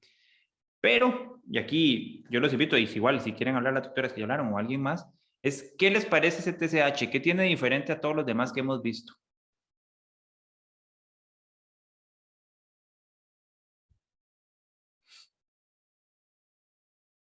Por aquí la doctora Barca nos decía que sí, que si toma la levotiroxina junto con el omeprazol puede ser un problema, ¿verdad?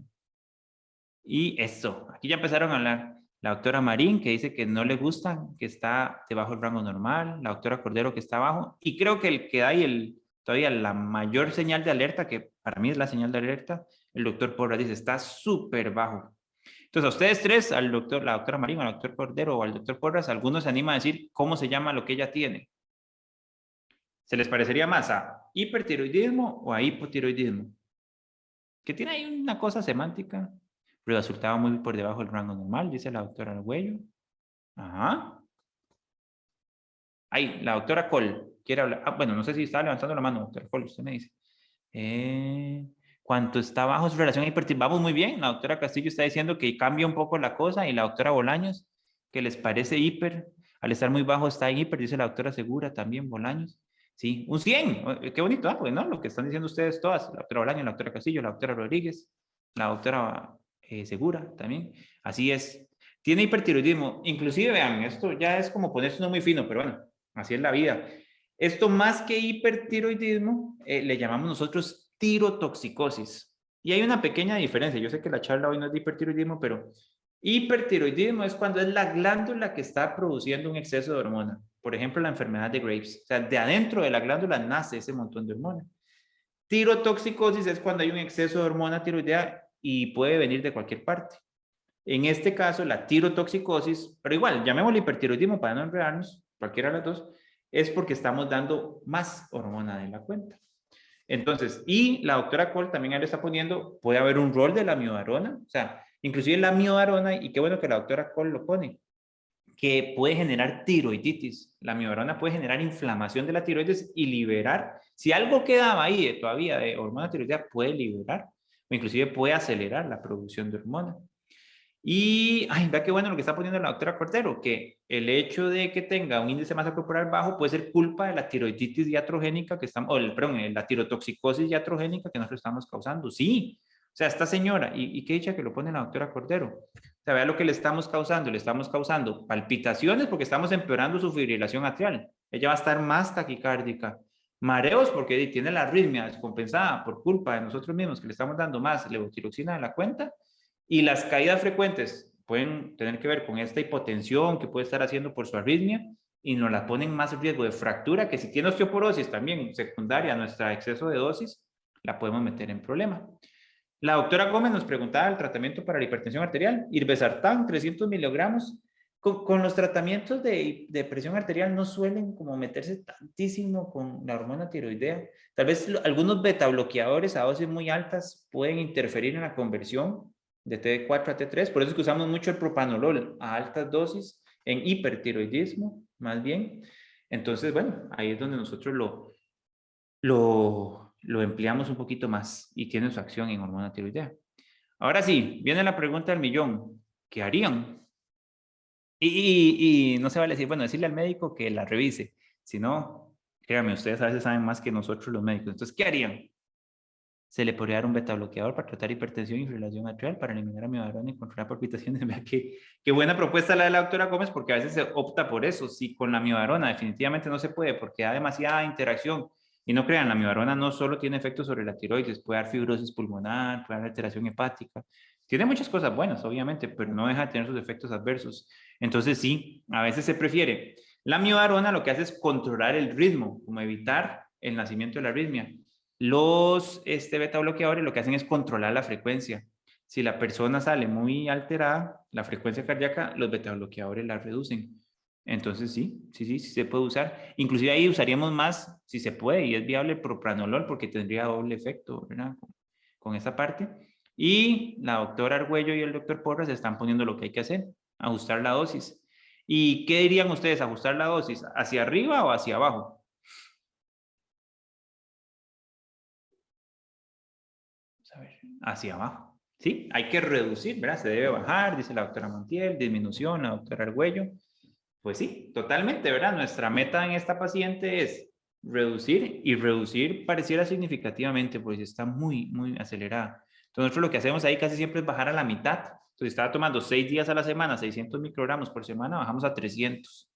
No sé si lo han notado, uno como endocrino piensa mucho en semana, o sea, cuánto está usando el paciente en semana y con base en eso toma decisiones. Sí, una propuesta que hace la doctora Castillo que es totalmente válida es y darle una presentación que sea de menor potencia, ¿verdad? Entonces podríamos bajar las 50 microgramos y estaríamos dando los mismos 300 si lo vamos de lunes a sábado. Sí lo podemos hacer. Tal vez lo más importante con ellas en 2 meses, no más, estar repitiendo una vez que hacemos el cambio de dosis para ver que vamos por el camino correcto. Y la doctora Montiel está haciendo la pregunta del millón, usted, doctora Montiel, ¿cómo uno calcula cuánto subir o cuánto bajar?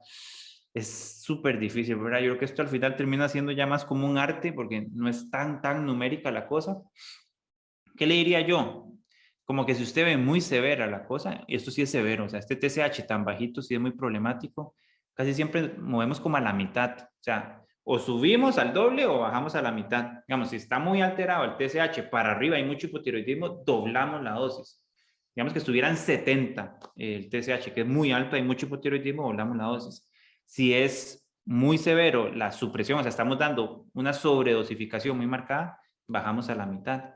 Pero cuando son cambios más sutiles, ¿verdad? Si hubiera salido en 0.3, que ya es más cerca del rango normal que 0.4, pues probablemente ahí nada más bajamos poquito. De las 6 que estaba tomando, quitamos una. Entonces ahí nos van a ver que sí tratamos de titular como muy suavecito cuando el cambio que buscamos es leve. Casi siempre 100 microgramos por semana es lo que modificamos. Pero pucha, es difícil, o sea, al final esto es mucho como de la propia experiencia que uno va haciendo y el monitoreo continuo, como decir al paciente, porfa, en 2 o 3 meses hágase un TSH para revisar. Y vea qué buena pregunta la que hace la doctora Quesada, Yana Quesada. ¿Qué pasaría? Y bueno, vea que usted me está jalando las orejas, pero tiene razón. Inclusive uno podría agregarle a este TSH cómo estaba el T3 y el T4 libres. Porque si vemos que el T4 libre está muy alto, que uno pensaría más en T4 libre, porque T4 libre lo que refleja es la levotiroxina. O sea, en alguien que no tiene tiroides por alguna razón, que está operado, que recibió yodo radioactivo, lo que uno mide cuando mide el T4 libre en realidad es la levotiroxina, porque ya la persona no tiene glándula, ¿verdad? Entonces, ahí si estuvieran altas, sobre todo T4 libre, uno sí pensaría de que es una sobredosis de eutirox, está dando más de la cuenta. Pero inclusive puede subir T3 libre porque parte del T4 libre se convierte en T3 libre, ¿verdad? O sea, parte de la levotiroxina se convierte en T3 libre. Entonces, podríamos tener las dos altas, ¿verdad? También. Lo que reflejaría, doctora Quesada, es que es más severo todavía el cuadro. O sea, la diferencia entre un TSH bajo con T3 libre y T4 libre normales y un TSH bajo con T3 libre y T4 libre altos es la severidad. A mayor elevación de T3 libre y T4 libre, más severidad de la tirotoxicosis. Y, vean lo que pregunta el doctor Hernández, que si cuando vemos ese TSH uno piensa que el problema sea más bien de arriba, que no se está produciendo adecuadamente en hipófisis o en hipotálamo. Por el antecedente clínico, no. O sea, uno pensaría que esa no es la causa, porque ya la conocíamos de antes que estaba con tratamiento y primero, uno piensa que está dando más de la cuenta eutirox. O sea, uno no puede, no sé, mandar a hacer una resonancia en alguien que uno le está dando la levotiroxina como tratamiento de un hipotiroidismo primario, porque la causa más común es que sea secundario al medicamento. Ahí sería como un escenario totalmente distinto en gente que nunca ha tomado tratamiento, que no ha recibido nada y que salga con ese TSH bajo. Pero aquí la otra clave está en los síntomas, ¿verdad? Ya tienen síntomas de tirotoxicosis, de hipertiroidismo, el empeoramiento de las palpitaciones, tal vez esto de la fibrilación atrial empeorada, el hipotiroidismo, si fuera culpa de esto de la pituitaria, más bien se movería hacia el otro lado, ¿verdad? Pero sí, es bueno Esto del TSH bajo en alguien que no está tomando nada de tratamiento, nunca olvidarnos que puede haber una causa central, sobre todo si tiene síntomas de hipotiroidismo. Y por aquí dice la doctora Salazar que qué pasa si la... bueno, me imagino que es otro caso, ¿verdad? Aparte, y cualquier cosa usted me corrige, doctora Salazar. Que qué pasa si la TSH está en el rango normal, T3 sale dentro del rango normal, pero hay anticuerpos positivos, antitiroglobulina y antimicrosomales positivos y están muy altos. Eso es una tiroiditis de Hashimoto. Si nunca ha recibido tratamiento el paciente, muy probablemente esté como en una parte inicial, entonces tal vez por eso todavía no se ha alterado el TSH y lo monitoreamos. La única razón para tratarlo es que salga dentro del rango normal, pero por ejemplo en 3.5, 3.8, que ya es como el borde superior, y esa persona quiera quedar embarazada. En esos casos sí damos tratamiento, porque nuestro objetivo es buscar que esté lo más cerca posible de 1 o 2 para que el embarazo salga de la mejor manera. Entonces, lo normal, aunque esté en 3.5, 3.8, antes de un embarazo nos gusta más de 2, 1, para tener más control sobre esta posibilidad de pérdida, sobre un desenlace no agradable en el bebé. Entonces, si hacemos esa abordaje, eso sí, con dosis muy bajitas. Esta sería un ejemplo donde daríamos 25 microgramos, por ejemplo, y evaluamos cerca en 2-3 meses para ver cómo está. Y por aquí la doctora Marín dice, ¿qué pasa si la TSH está alta, el T4 está normal y los anticuerpos están negativos? Bueno, esa es muy buena pregunta porque sería un hipotiroidismo subclínico, pero si hicimos los dos anticuerpos, antitiroglobulina y antitiroperoxidasa, y los dos están negativos, no lo catalogaríamos como un Hashimoto. Ahí hay otras causas. Infecciones virales pueden llevar a esto. Radioterapia es relativamente frecuente, sobre todo en gente que ha recibido por linfoma de cuello, por cáncer de mama, por la cercanía de la zona. Entonces podemos tener hipotiroidismos subclínicos, pero que no son Hashimoto. Por una cirugía unilateral, o sea, le quitaron a la persona solo un lado de la tiroides, pero el otro no está dando la talla. Entonces, más que Hashimoto, a ese le pondríamos el nombre de hipotiroidismo subclínico. Y descartamos Hashimoto, buscamos otras causas. La obesidad puede dar ese patrón también. Y dice la doctora Murillo que si los pacientes que tienen enfermedad de Hashimoto tienen prohibido consumir yodo o yoduro, digamos, si ellos lo reciben, pues no es algo que está prohibido, pero por una cuestión de que nosotros garantizamos que por ley aquí en Costa Rica están recibiendo suficiente cantidad de yodo, de aporte de yodo en los alimentos, no les hace falta. Yo más que decirle que es que no lo deben de consumir, es que primero no van a tener un beneficio de consumirlo y no hay como un provecho en usarlo. Ahora, si evitamos a toda costa usar dosis altas de yoduro, que se puede usar tal vez en algunos medios de contraste, por alguna otra razón, que si se dan dosis muy altas de yodo, hay un mecanismo que se produce, es un nombre muy raro, se llama el Wolff-Chaikoff, el efecto que da, pero es como que se ataranta la tiroides. O sea, si usted tiene una tiroides inflamada por la tiroiditis de Hashimoto y le llega un montón de yodo de repente, puede tener el problema de que la glándula se atarante y más bien caiga en hipotiroidismo, pero serían dosis muy, muy altas de yoduro, que sobre todo serían en los medios de contraste de antes, que eran dosis muy altas, y sí puede dar ese problema. Entonces sí, tal vez ahí sí estaría contraindicado exponer a esa persona a dosis muy altas de yoduro. Pero es raro, ahí eso es como poco frecuente, pero bueno, podría suceder.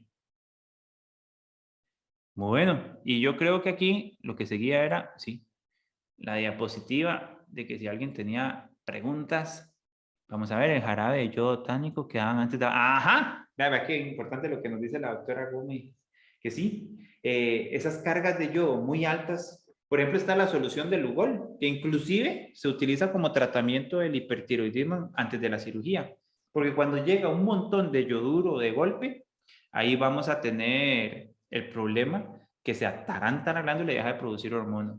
Pero como les digo, es poco frecuente. Y si lo quieren buscar, el nombre del efecto se llama Wolff-Chaikoff. Es como se llama el efecto. Dice la doctora Castillo, en pacientes que se presentan como el caso número 2, se debería recomendar un mayor control de mano de un especialista en ginecología obstetricia, así como examen de laboratorio entre 9 meses de gestación, o se sigue con los plazos establecidos en instituciones como la caja.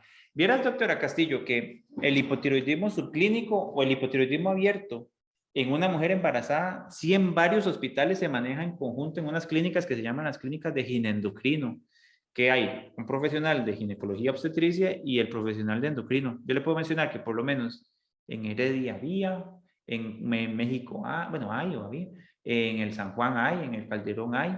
Son como consultas mixtas donde se ven estos casos, porque tanto el hipertiroidismo como el hipotiroidismo sí tienen ahí sus temas durante el embarazo. Entonces sí lo siguen más de cerca. Inclusive, si no me equivoco, y hasta cuando yo estaba en la caja, que ya no estoy por allá, sí era uno de los criterios para poder referir a alto riesgo obstétrico, la presencia de enfermedad tiroidea, por lo que les mencionaba.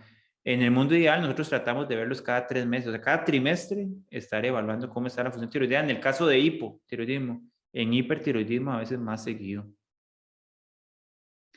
Dice el doctor Hernández, ¿algún tipo de dieta ha demostrado alguna mejoría? Sobre todo pensando en un Hashimoto o alguna intervención no farmacológica.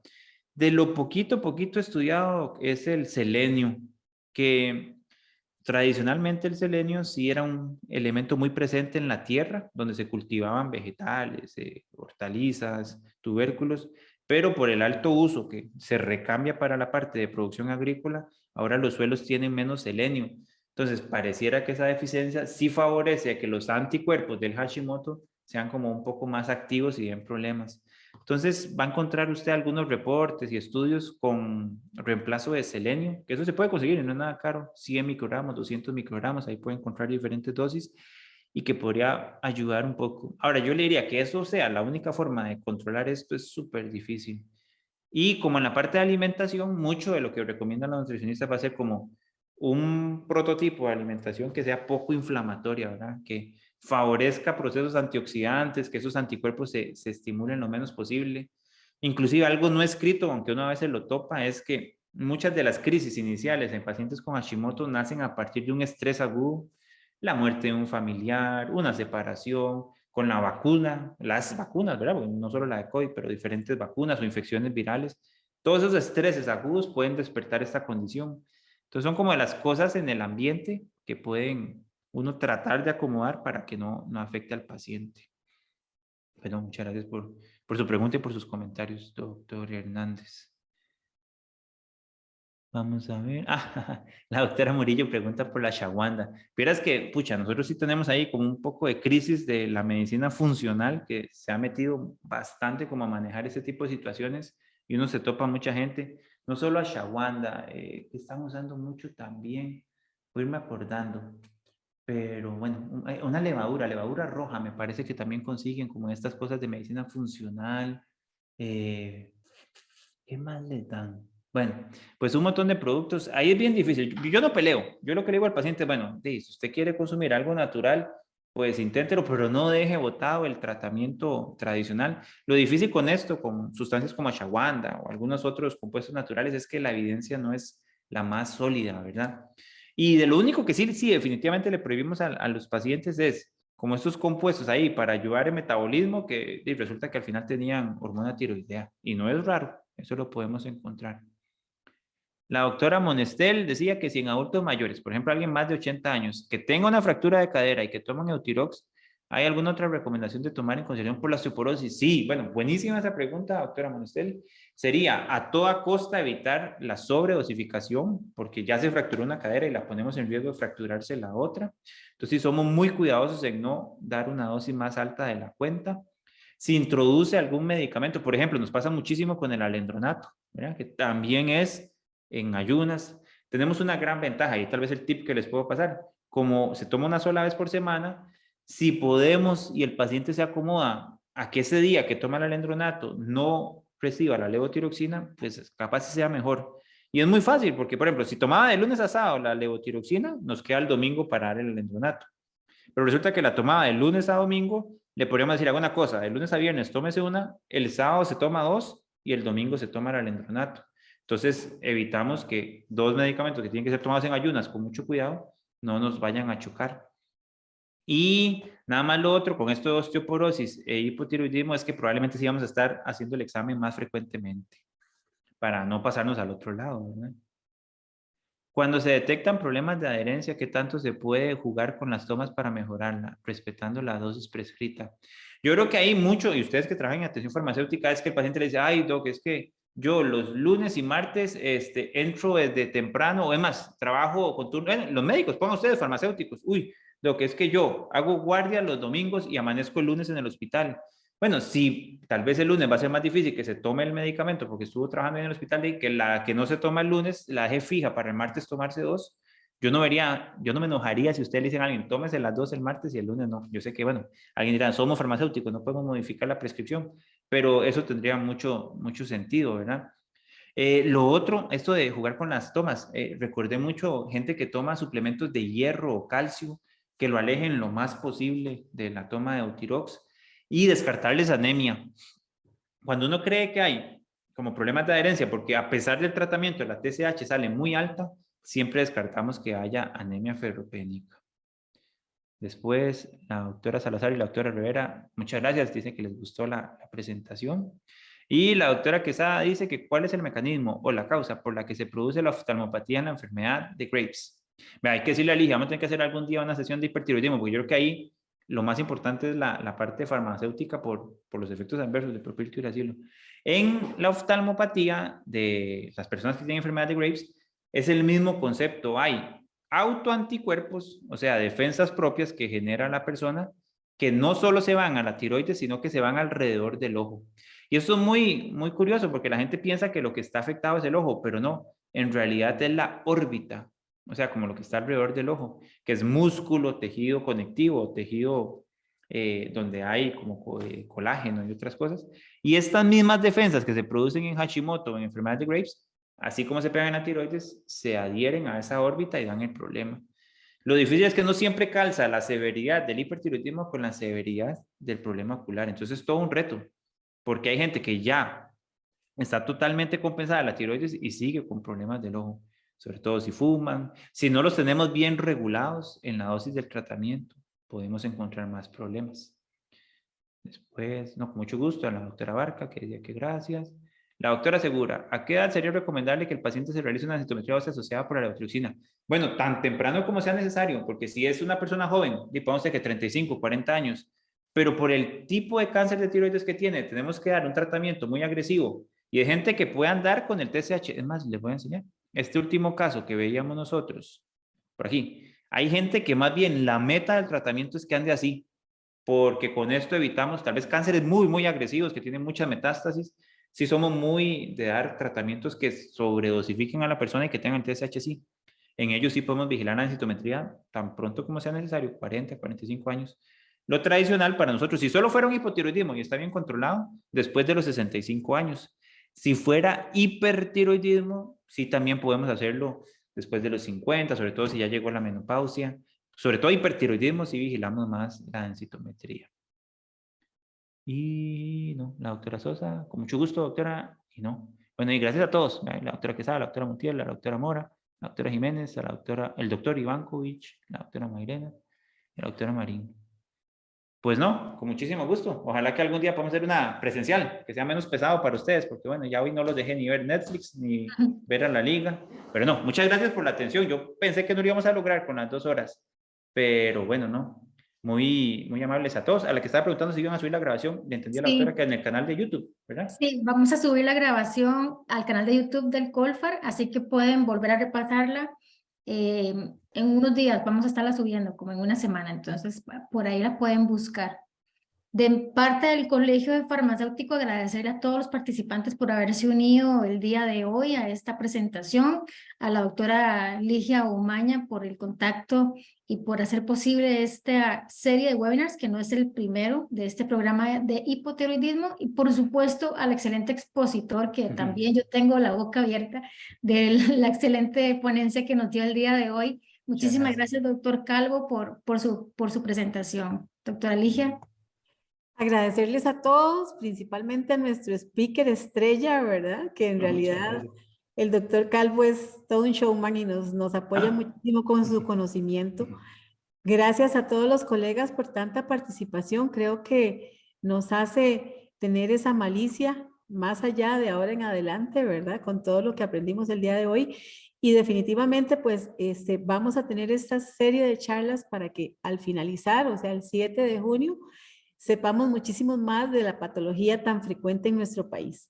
Así que muchísimas gracias, muy buenas noches a todos y los esperamos el 24.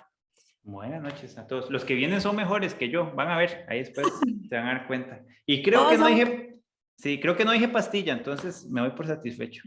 Sí, doctora, aquí nos están preguntando de cómo lo podemos seguir en redes. Dicen que en redes podemos seguirlo. El doctor Sí, Jorge yo no soy Torres. el más activo del mundo, pero sí tenemos una paginilla que se llama EndoCareCR.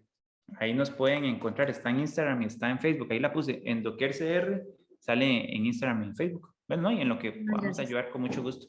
Y ayúdenos a responder la encuesta de calidad para poder siempre mejorar estas actividades educativas para ustedes. Que tengan una bonita noche. Gracias. Igual, hasta luego. Feliz noche a todos. Gracias.